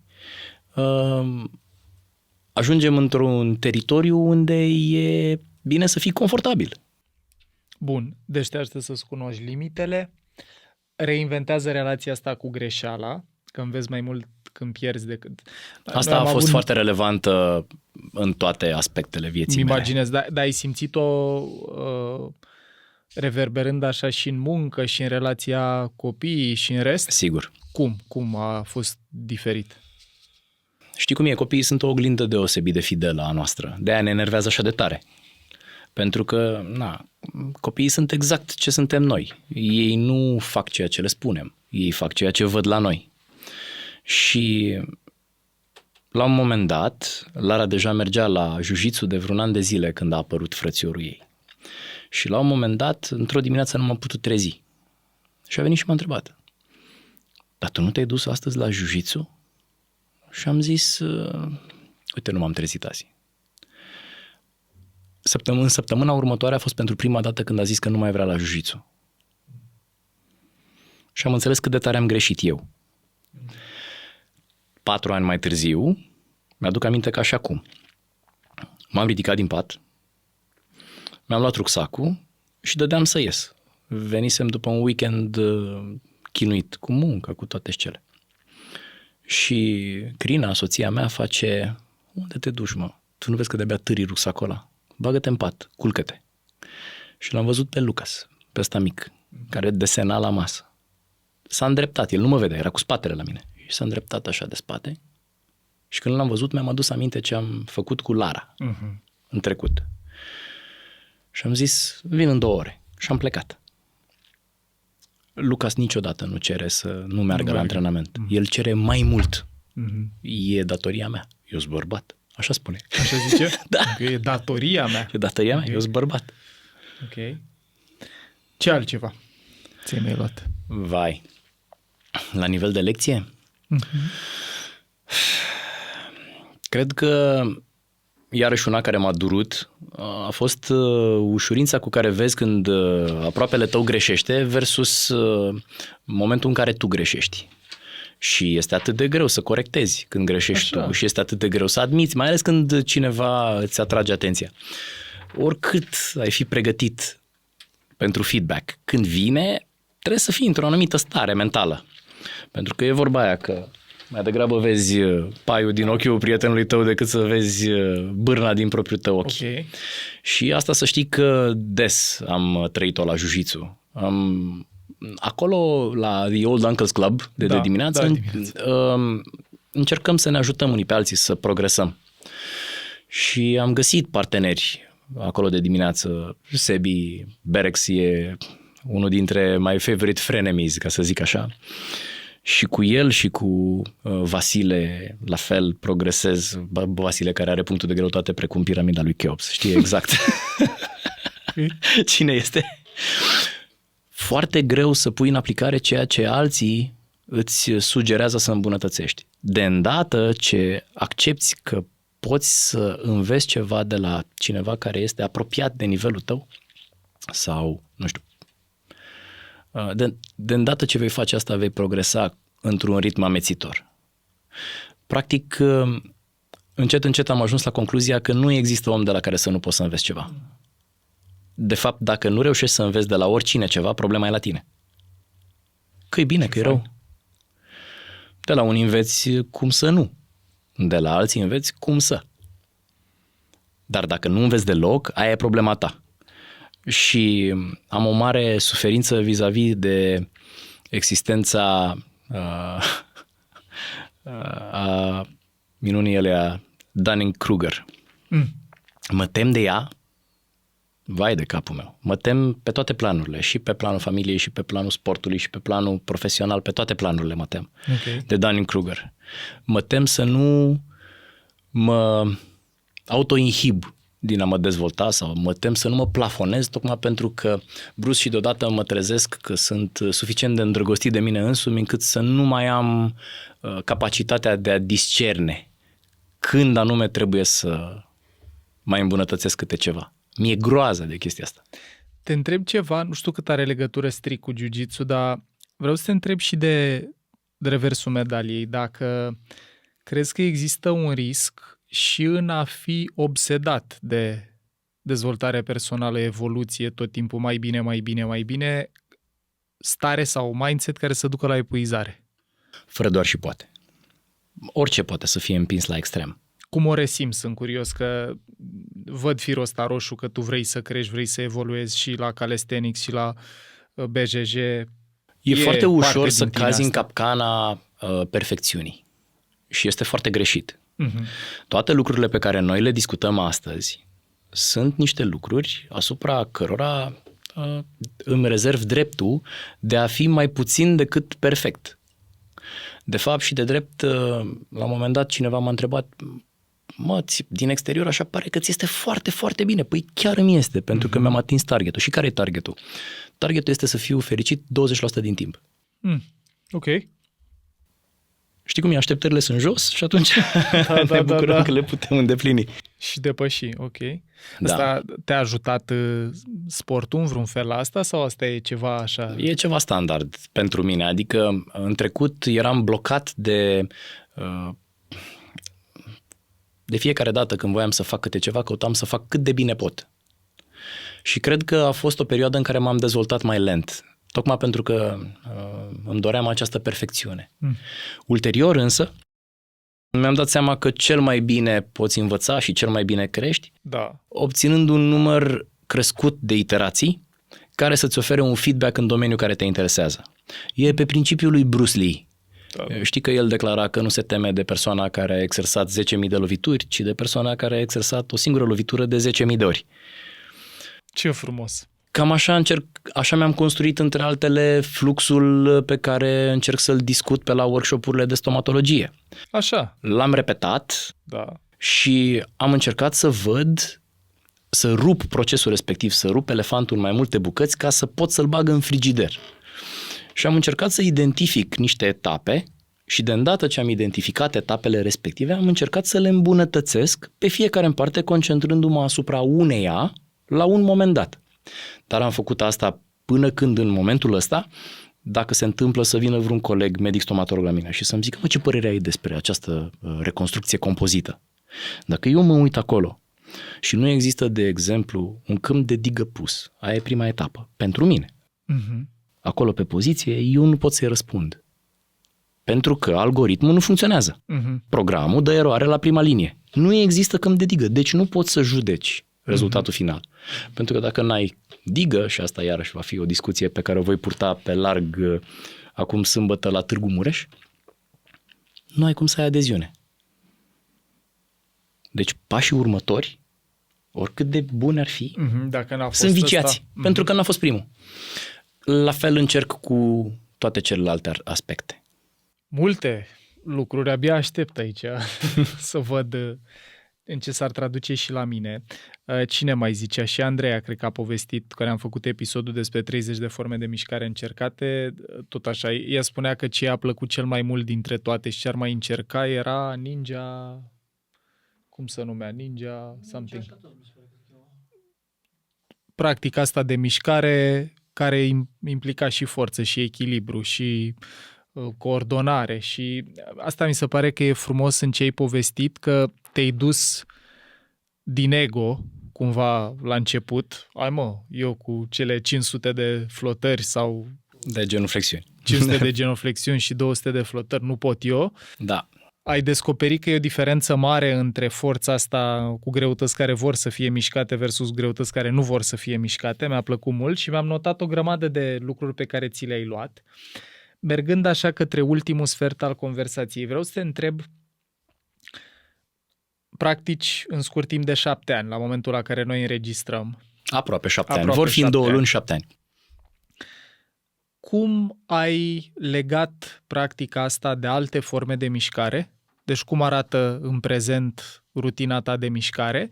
Și după aia o să vreau să vorbim un pic cum ai integrat familia în asta, pentru că mie ce mi-a plăcut mult în povestea ta e că, deși prioritizezi mișcarea și ne-ai împărtășit aici, că e resursa care te ajută să fii performant în restul aspectelor vieții tale, nu e ceva ce faci în timpul liber, e ceva ce prioritizezi ca să poți să fii bun în ceea ce faci profesional și relațional. Aș putea să-ți spun în felul următor. Te rog. Viața mea e un scaunel cu 3 picioare. Așa. Și e quasi instabil. Așa. Dar dacă totuși are 3 picioare, funcționează. Cele 3 picioare sunt sportul, somnul și alimentația. Așa. De fapt și de drept, dacă îmi permit să îndrăznesc, aș schimonosi un pic piramida lui Maslow și aș spune că nevoile de bază sunt astea. 3. Pentru că celelalte, unele dintre ele, de exemplu, pot exista doar dacă ai un corp suficient de sănătos care să-ți permită de funcția reproductivă. Și echilibru între brațele astea ale sistemului nervos autonom. Da. Din punctul meu de vedere, dacă îmi iei oricare dintre picioarele scaunelului, edificiul s-a dus naibii. Sportul este cel puțin la fel de important ca celelalte două. Cea despre care n-am vorbit noi deloc și aș vrea să o numim e asta cu nutriția, că ne-ai spus la somn, culcat la 9:30, trezit la 5:30, la mișcare ne-ai zis BJJ de 3 ori pe săptămână plus sală în restul timpului și mers și interacțiunea cu familia. Și la nutriție? Ca să fie varianta too long didn't read, body engineering este un concept pe care Valentin Bunea îți povesteam că l-a creat. El reușește, e un tip foarte bine documentat și reușește să pună un pic de rațiune în spatele tuturor poveștilor ăstora de nutriție, pentru că sunt câte vrei, de la minunile pe care le face tătăneasa până la minunile pe care le face lacrima de fluturaș și mai știu eu ce. E așa un soi de târâm din ăsta mistic și nu ar trebui să fie de fapt și de drept. Ar trebui să discutăm un pic ce se întâmplă când faci sport. Și când faci sport, invariabil, tu adaugi un stres, benefic, e adevărat, dar un stres asupra propriului tău corp. Stresul ăsta presupune o denaturare. Dacă te duci și ridici niște greutăți, faptul că ai ridicat greutățile respective va fragmenta sau va rupe fibrele musculare. Când faci sport, nu obții creștere. Când te duci acasă și te culci, dacă ai mâncat ce trebuie, vei obține creșterea pe care ți-o dorești sau adaptarea. Adaptarea la stimulul pe care l-ai pus asupra corpului tău când ai făcut sportul respectiv. Și acum, noi din ce suntem făcuți? Noi suntem făcuți din proteine. Și fiecare membrană celulară noastră e făcută din lipide. Glucoza este unul dintre tipurile de combustibil pe care corpul nostru le poate arde. Și cu toate că este combustibilul preferat de creier, și ăsta este un argument care de multe ori face ca mari fani ai glucozei să fie cât se poate de împotriva oricărei alte direcții, glucoză noi nu avem nevoie să consumăm, pentru că ficatul nostru face neoglucogeneză. Cu alte cuvinte, ia orice altceva are la dispoziție și va oferi glucoza necesară pentru funcțiile de zi cu zi. Bun, grăsimea ce este? Păi grăsimea, pe care noi o punem pe burtă, de exemplu, este o formă de stocare a surplusului de combustibil. Gândește-te că ai făcut plinul la mașina ta pe benzină, doar că ai un drum un pic mai lung. Și pentru că ai de făcut un drum un pic mai lung, mai pui un pic 20 de litri într-o canistră pe care o ții în portbagaj, dacă ți-aduce aminte de vremurile vechi. Ce ai în canistră e ceea ce pui sub piele. Foarte în mod normal, e grăsimea. Da? Grăsimea asta, după aia când o despachetezi din forma ei de grăsime, îți va oferi 9 calorii pe gram. Mult. O moleculă de glucoză îți va oferi 4 calorii pe gram. O moleculă de proteină îți va oferi 4 calorii pe gram. Dar de fapt și de drept tu ești făcut din proteine și ar trebui să substitui proteinele care se curăță din corpul tău în fiecare zi de pe urma proceselor de reparație. Da? Acele proteine însă, ziceam, au 4 calorii pe gram la fel ca glucoză și atunci care e problema? Mănânc glucoză sau mănânc proteine? Da, dar vezi tu, e foarte greu să mănânci 200 de grame de friptură și este foarte ușor să mănânci 200 de grame de ciocolată. Molfăi la 200 de grame de friptură de te dor fălcile. Și surprinzător este că, și asta este încă un truc pe care eu l-am învățat tot de la Valentin Bunea, dacă tu digeri o moleculă de proteine, tu nu vei beneficia de 4 calorii nete. Pentru că una se va arde în procesul de metabolizare, deci net vei avea 3. Și atunci, dacă nu vrei să stochezi combustibil, că n-ai un drum lung, nu avem nevoie să fim așa, nu? Din diverse motive. Atunci, poate că îți dorești să nu abuzezi de sursele de calorii inutil. Din păcate, alea sunt foarte bune la gust și miros extraordinar și sunt la tot pasul și sunt ieftine. Și uite așa trăim epidemia asta de diabet tip 2 și sindrom metabolic și așa mai departe. Nu e locul meu, eu sunt medic dentist. Nu vreau, Doamne ferește, să mă erigez în cine știe ce expert de sănătate, că nu sunt. Da? Dar eu ce pot să-ți spun este că eu personal evit să mănânc lucruri care sunt dulci sau care se reduc la glucoză și revin asupra chestii astea imediat, pentru că asta face ca dinții să putrezească. Cariile pe care eu le tratez în fiecare zi din viața mea au ca etiologie 2 lucruri. Prima este consumul de carbohidrați. Și când zic carbohidrați, mă refer la absolut orice lanț lung, da? Cum este, de exemplu, un amidon, care de pe urma digestiei, care începe, apropo, la nivelul cavității orale, cu amilaza salivară și care este o enzimă care taie aceste lanțuri de polizaharide în zaharuri simple. Și a doua este incapacitatea omului de a curăța placa asta bogată în zaharuri de pe dinți. Doar astea 2. Vrei să nu ajungi la mine? Vrei să nu citești Substack? Sub nicio formă să nu trebuiască să, treci prin 70 de articole ca să înțelegi? Pe scurt, asta este. Nu mâncăm carbohidrați și ne spălăm foarte bine pe dinți, mai ales seara înainte de culcare. Ce înseamnă foarte bine pe dinți? Ață dentară și perie de dinți, cu pastă. Și aia e tot. În rest, orice este negociabil. Sau extra. Sau bașca. Cum vrei tu să spui. Și atunci mi s-a părut normal să nu le dau un exces de glucoză copiilor mei, că nu-mi place să-i văd în cabinet. Lara a schimbat toți dinții, n-a avut nicio carie. Luca s-a început să schimbe dinții, dar deja lui am reparat 4 carii. Știi cum e ăsta, al doilea l-am neglijat. Dar zi-mi ce mănânci tu. Ce și de câte ori? Eu mănânc mâncare românească. Mie îmi place mâncarea românească. Eu mănânc ouă, mănânc brânză, mănânc carne și mănânc tot felul de amalgamuri rezultate din cele de mai sus. Mănânc ciorbe românești cu perișoare de vită, supe de pui. Însă nu adaug carbohidrați inutili în mâncare. Nu-mi place să... Pâine mâncăm cartofi, când vin paste. oamenii în vizită pe la noi. Că, trebuie să le pui oamenilor pe masă, că altfel ai o discuție interminabilă că, bă, n-ai luat și tu o pâine. Aia e, nu iau. De principiu nu iau. Am încercat să mai reducem consumul de cartofi, în sensul că la noi o ciorbă nu are decât maximum 2 cartofi micuți. Nu mâncăm paste decât dacă e vreo sărbătoare. Copiii mei știu că pastele și pizza sunt desert, indiferent că sunt sărate. Și, de fapt și de drept, asta sunt. Sporturile de anduranță nu sunt bune ca alimentație? Eu nu practic sport de anduranță. Pentru prieteni. Știu că atunci când mergi și treci prin cine știe ce maraton, ai nevoie de un gel sau ceva care să-ți ofere o resursă de energie. Dar pentru majoritatea oamenilor care probabil vor vedea acest podcast, nu e o ipoteză care merită explorată. De ce? Cele 300 de grame, rezervele de 300 de grame de glucoză pe care un bărbat zdravăn le are în mușchi sunt pline de glucoză. Cele 90 de grame de glucoză din ficat, doldora. Și de aia, după aceea, se mai stochează pe temiri unde și așa mai departe. Oamenii nu golesc niciodată rezervele. Tu, dacă alergi 40 de kilometri... După 45 de minute că am început să intru pe cetoză.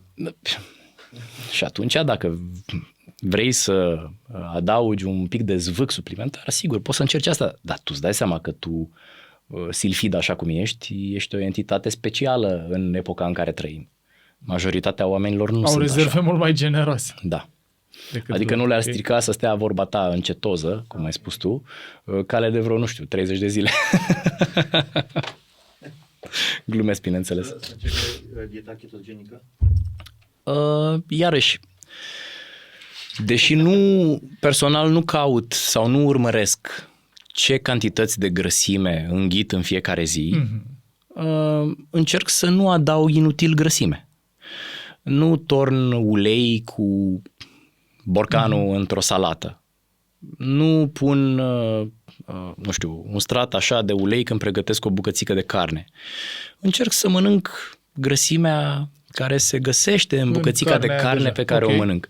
Nu înseamnă sub nicio formă că eu sunt la dietă cu piept de pui. Sub nicio formă. Mănânc și piept de pui, dar bineînțeles, o dată pe săptămână sau o dată la 2 săptămâni când îi vine rândul. Nu fug de o ceafă de porc și nu fug de un pește gras. Și de câte ori mănânci? Aici e o problemă. Mie mi-ar plăcea să mănânc de 3 ori pe zi.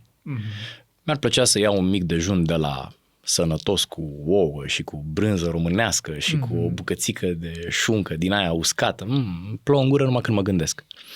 Bineînțeles, cu niște legume lângă, un ardei, o roșie, castravete, nu le evit sub nicio formă. Mănânc cât pot de multe, dar nu am timp tot timpul. Și atunci de 3 ori pe săptămână plec de acasă fără să mănânc micul dejun. Când mergi la jiu-jitsu? Când merg de dimineață la cabinet. Ok.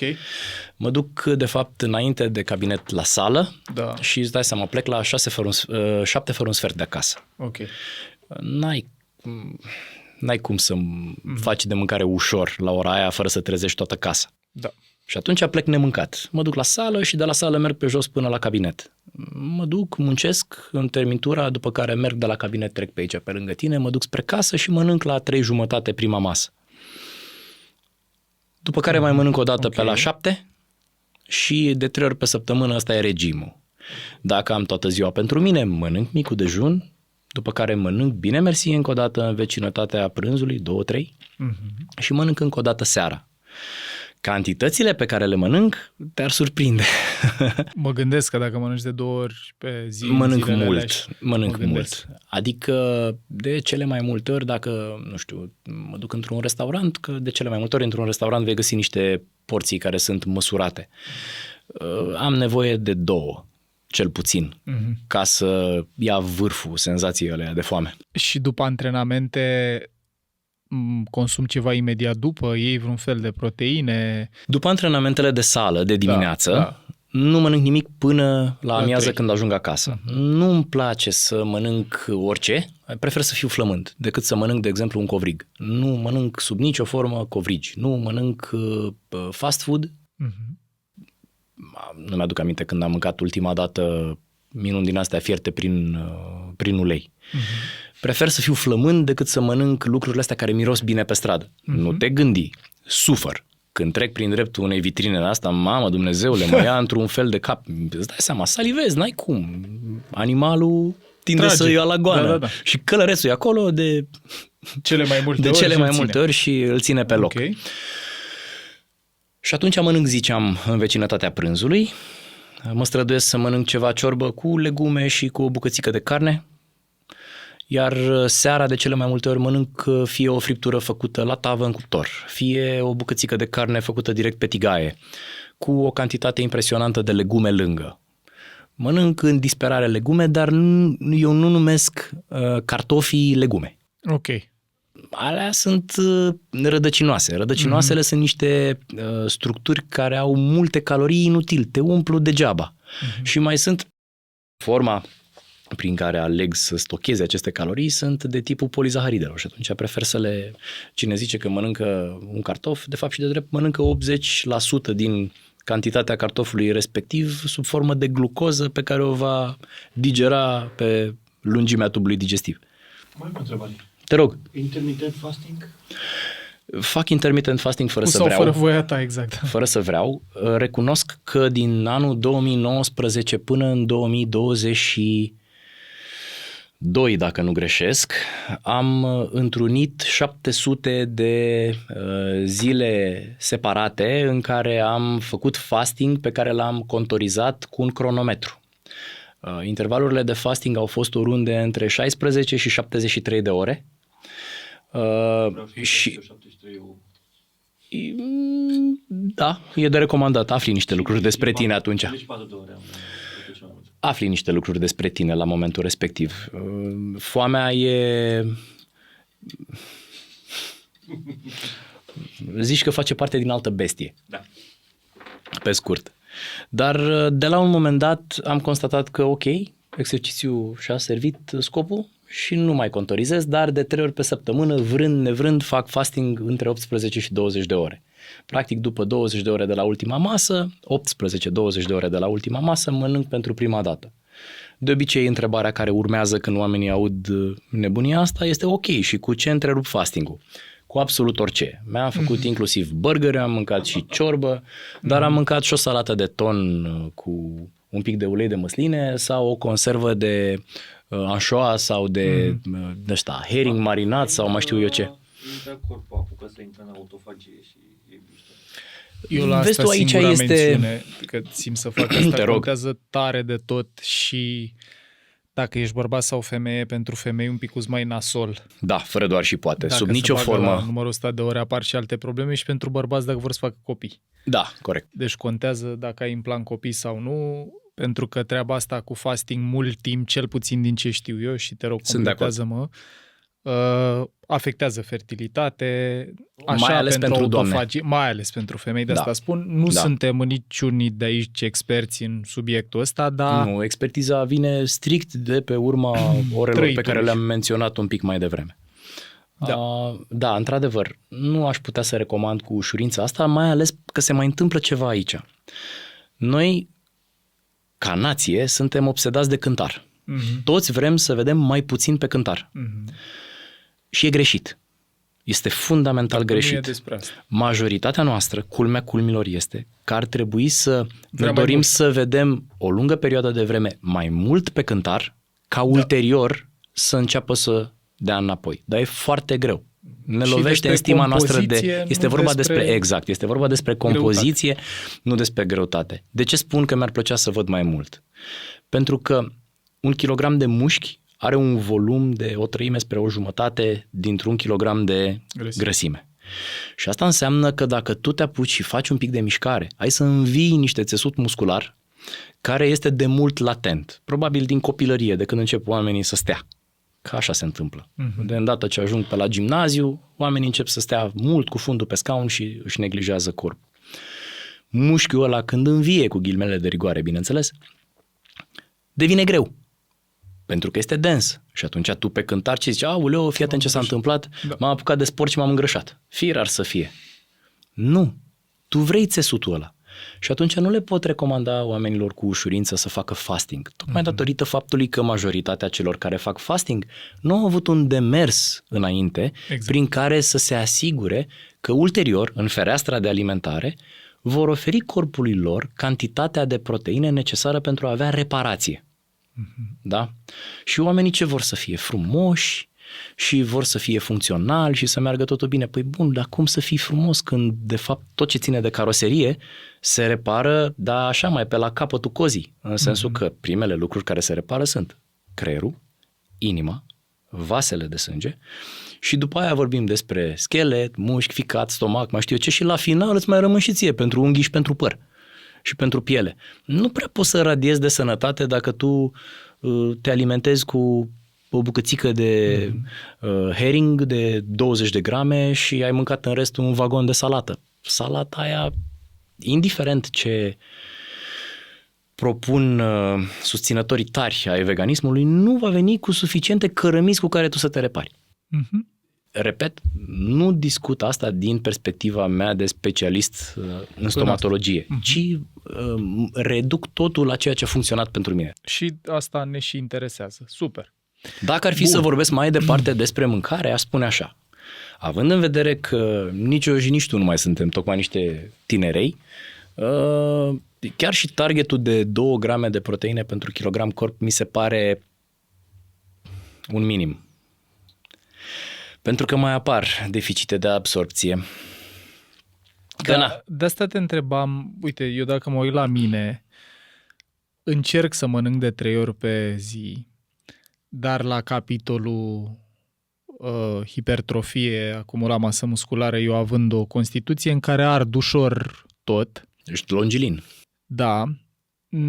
Dacă nu consum și ceva extra, shake, proteine, ceva, mie nu mi-e foame să mănânc suficient cât să aibă organismul meu de unde Sunt de acord. Construi. Și eu am în dulapul de deasupra frigiderului o pungă cu niște proteine din astea din zer. Exact. Și am situații în care nu reușesc sub nicio formă să mă apropii măcar de targetul pe care l-am propus un pic mai devreme. Grame. Și atunci iau un kefir, îl pun într-un blender, pun o măsură de aia deasupra, pun niște fructe de pădure ca să aibă culoare respectiv gust, arunc și o lingură de miere, că tot vorbeam de glucide. Când nu prea mănânci, dacă pui o linguriță de miere, ți se pare că bubuie de dulce. Fac un vâj în blenderul ăla și dau conținutul respectiv. Obțin 24 de grame de proteine din măsura de proteine din zer, de care spuneam un pic mai devreme, și mai iau încă echivalentul a vreo 18 grame de proteine din kefirul pe care îl aleg. Și având în vedere că îl pun la gură și e ca un shake de pe la vreun lanț de ăsta de fast food-uri, e foarte gustos. Dacă ți este și foame, vai, alunecă pe gât într-o fracțiune de secundă și nici nu te umfli foarte tare, poți să te culci după aceea pe burtă. Adică, opțiunea ar fi. Eu suplimentez puțin față de ceea ce suplimentează majoritatea sportivilor. Dar da, am această pungă de proteine deasupra frigiderului. Mai iau vitamina D, pentru că în trecut am avut niște carențe ăștia din comun, am un deficit de absorpție. De fapt, cred că e de transport mai degrabă decât de orice altceva, ca e liposolubilă și dacă n-a pus să mănânci. Și pe lângă mai pun în fiecare zi aproape cam 5-7 grame de creatină, dar sub nicio formă nu trebuie să te raportezi la această creatină monohidrat ca fiind un supliment care e destinat oamenilor care își doresc să aibă mușchi mari. Nu, iau și eu pentru că îi pun și soției mele în fiecare zi în apă. Motivul este că în ultima perioadă lumea a început să admită că există niște beneficii nete asupra capacității de toleranță a stresului. Pentru oamenii care suplimentează, bineînțeles, consecvent și cu disciplină această creatină. Nu că n-ai putea să o obții din alimentație, dar mai greuț. Și ce înseamnă consecvent și ce cantitate? În fiecare zi, o măsură din aia de care se găsește în tubul de creatină are oriunde între 5 și 10 grame de creatină. Eu pun o măsură cu vârf de fiecare dată. Sunt mai aproape de 10 decât de 5, dar indicațiile sunt de 5. Aici sigur că este o discuție care trebuie făcută. Se vor modifica probele specifice sănătății renale. Așa că creatina nu este recomandată decât persoanelor care au o funcție renală foarte, foarte bună. Ok. Pentru că după aia, dacă te trezești că niște probe sunt modificate, te îngrijorezi foarte tare. Dacă te îngrijorezi foarte tare, renunță la creatină timp de o lună, refă analizele, vei fi bine. Ok. Bun. Am adresat și pilonul nutriție. Ultimul scurt segment. Sigur. Cuplu, respectiv copii, cum e cu mișcarea acolo? Cum ea e ademenit? Cum s-au ademenit? Cum arată viața în familie cu jiu-jitsu? E greu. Așa. Suntem aproape în fiecare zi la sală, cel puțin unul dintre noi, cel puțin cu unul dintre copii. Și asta înseamnă drumuri de acasă la sală, de la sală acasă, făcute practic în fiecare zi. Ok. Iarăși este greu pentru că la noi mașina de spălat merge într-una. Odată ce ai fost la sală, nu mai poți să mai pui același kimono, se face mai ales balt. la ce-mi descrii, da. E baltă, trebuie spălat, trebuie uscat. Deci la noi mașina de spălat merge aproape constant. Dar e o chestie care ne creează oarește mândrie în familie. Și iarăși, repet, am spus și la început, pe noi ne cheamă Niță, noi facem jiu-jitsu brazilian. Asta este axioma pe care o aud copiii de când au început să vorbească, respectiv de când au început să aibă voie la jiu-jitsu. Pentru că nu li s-a prezentat asta ca o opțiune, vrei tu, tati, să mergi la jiu-jitsu? Nu există așa ceva. Dinainte să vorbească cum trebuie, Lucas a știut că la un moment dat, după meargă. ce face 3 ani, Okay. va avea Are și el, opțiunea să meargă. va avea voie Ok. să meargă și el la sală. Și pe la 3 ani jumate, într-adevăr, a început să participe pe la cursurile de jiu-jitsu brazilian. Este uimitor cât de bine le face. Între altele, ai școala căderii la jiu-jitsu brazilian. Fetița mea, recent, s-a așezat pe o bancă în parc cu spatele către asfalt, nu cu spatele către spătar. Bineînțeles că s-a dezechilibrat, s-a întors în aer și a pus mâinile pe pământ. Vai, mi-a crescut inima. Am avut senzația că sunt un tată model. La momentul respectiv, că n-a dat cu fața de pământ.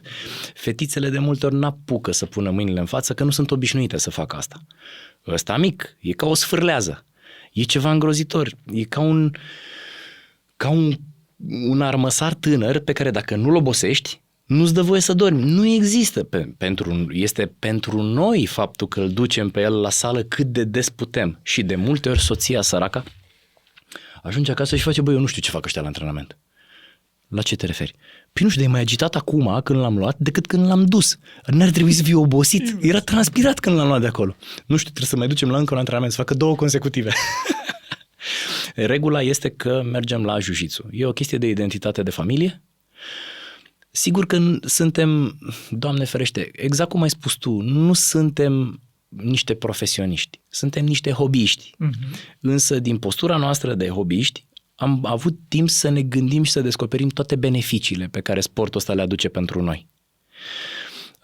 Soția la fel, ea de când o știu, a fost o slăbătură. Mi-aduc aminte că la scurt timp, după ce l-a înțărcat pe cel mic, după 2 ani și 2 luni de chin, m-am uitat la ea și aveam senzația că în anumite planuri dispărea, era aproape bidimensională, avea 42 de kg. Arăta înfiorător, de rău, nu de bine. Și a durat, nu știu, aproape 2 ani până când a început să capete aspectul și tonusul unui om normal. Dar să ne înțelegem, de acolo până la avea orice fel de capacitate fizică, foarte, foarte mult. Pentru ea jiu-jitsu este și mai greu. Pentru că nu vede beneficiile, evoluează greu, pentru că trebuie să o prindă și corpul din urmă, apropo de ce întrebai tu un pic mai devreme. Da. Cât de apt trebuie să fii ca să te duci? E bine să te duci.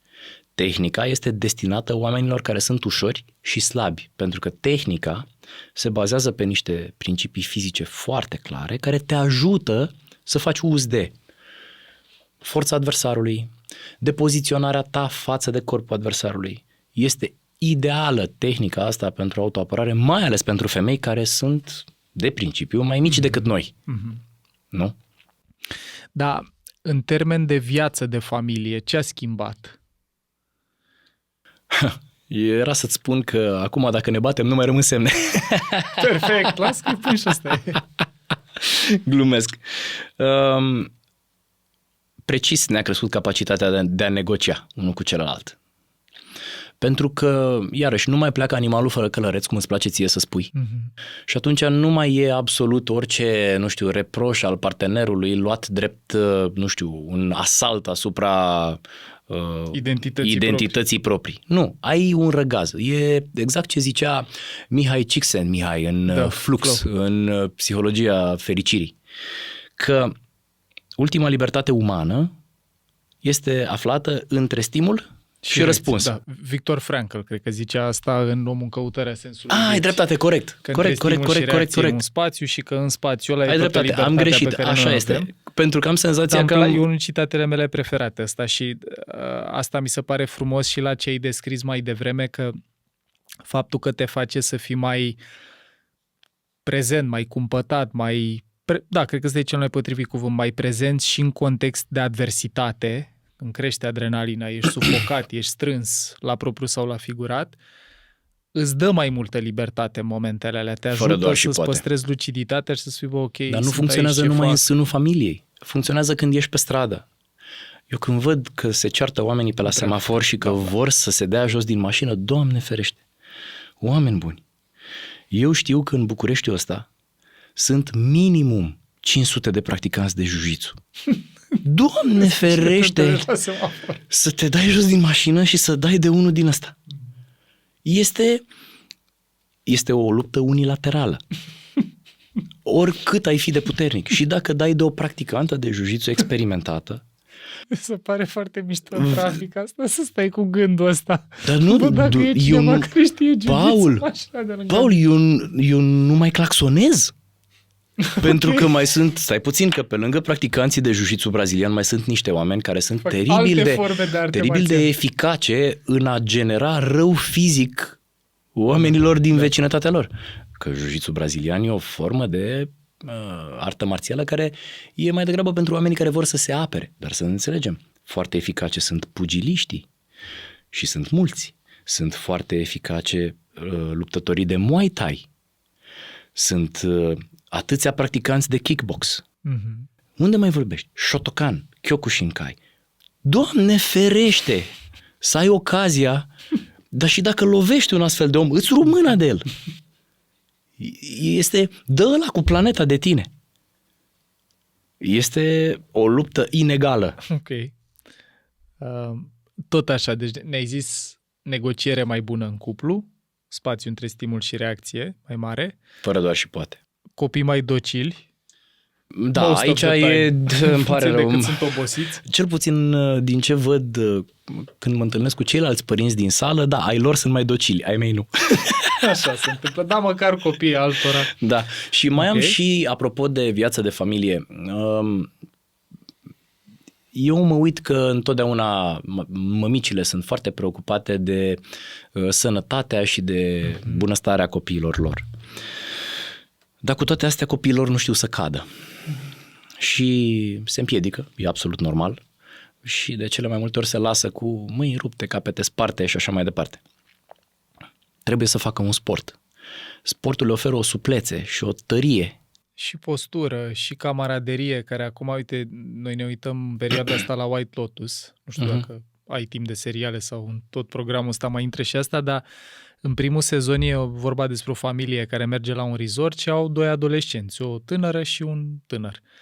Și el, care stătea tot timpul pe telefon, doarme într-o noapte pe plajă, îi se strică și iPad și telefon că vine valul și le ia, vede în sevrajul cum e fără și după aia începe să facă mișcare cu niște hawaiezi, niște băieți din Hawaii care vâsleau, își găsește tribu și nu mai vrea să se întoarcă de acolo și mi s-a părut foarte mișto portretizat asta.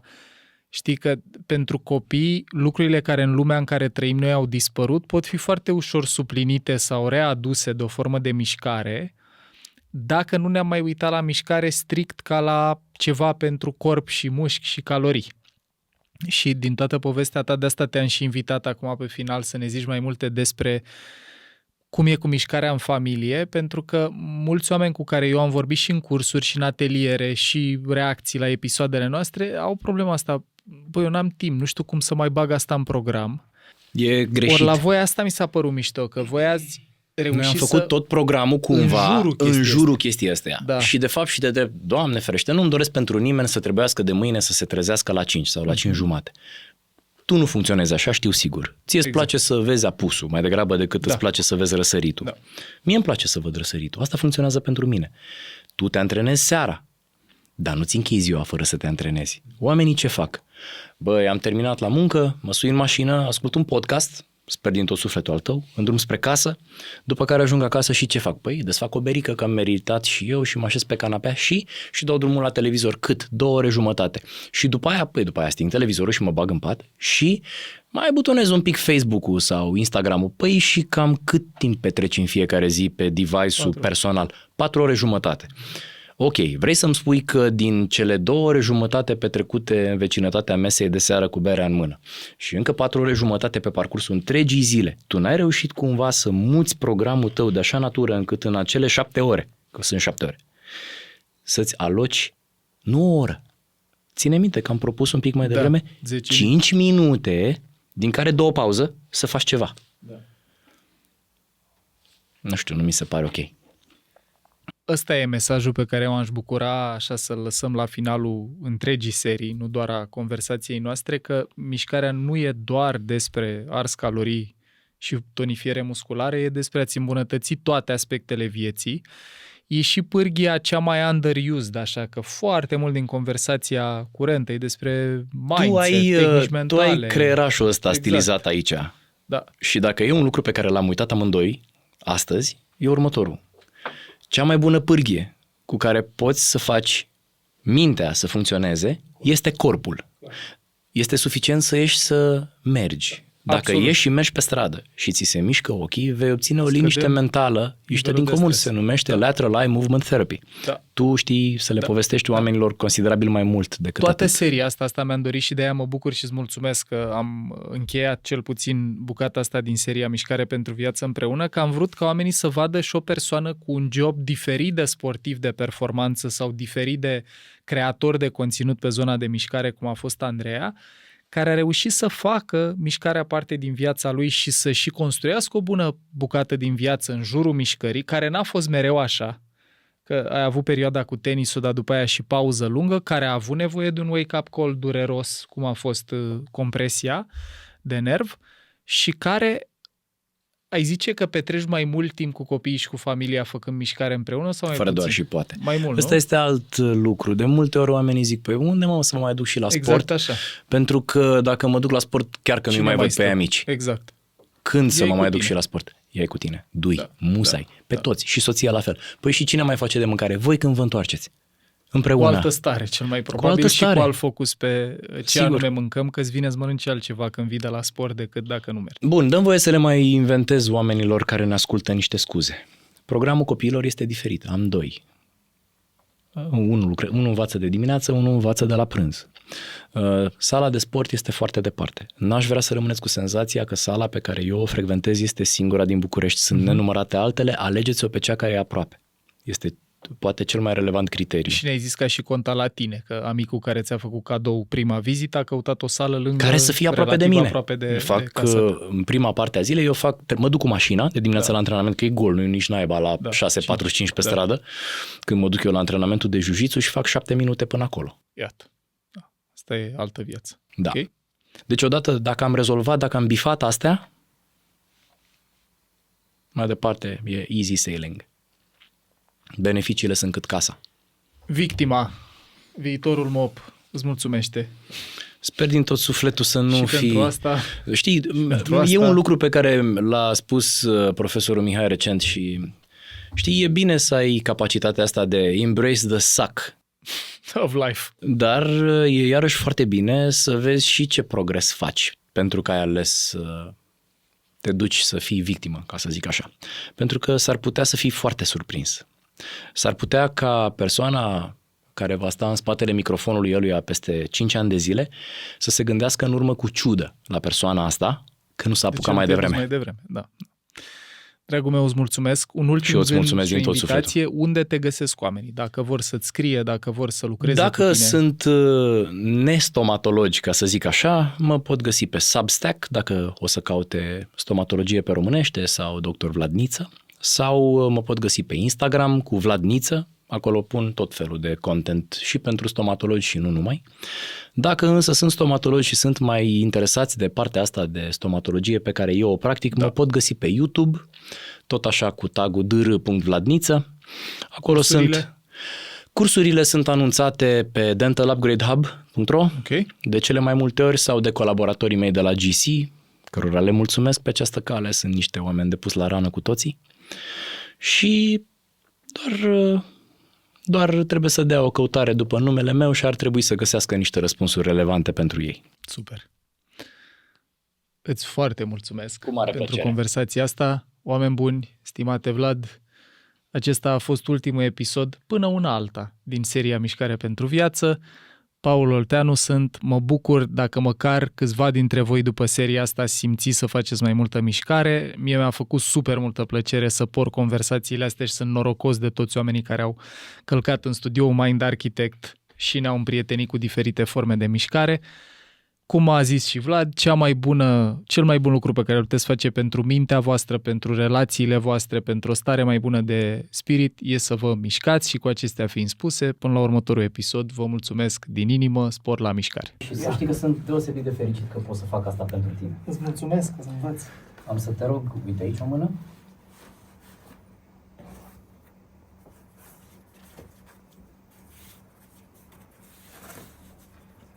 Centura asta are un mijloc. Mijlocul o să vină pe hara, face o tură prin spate, vină înapoi în față, cu o parte deasupra celelalte. Ca la cravată. Și trece pe dedesubt. Împotrivim, să fie bine. Și lucrăm cu partea de sus, care trece departe de partea de jos, pe sub prima centură. Lucrăm cu partea de jos, care trece prin ochi, pe sub prima centură.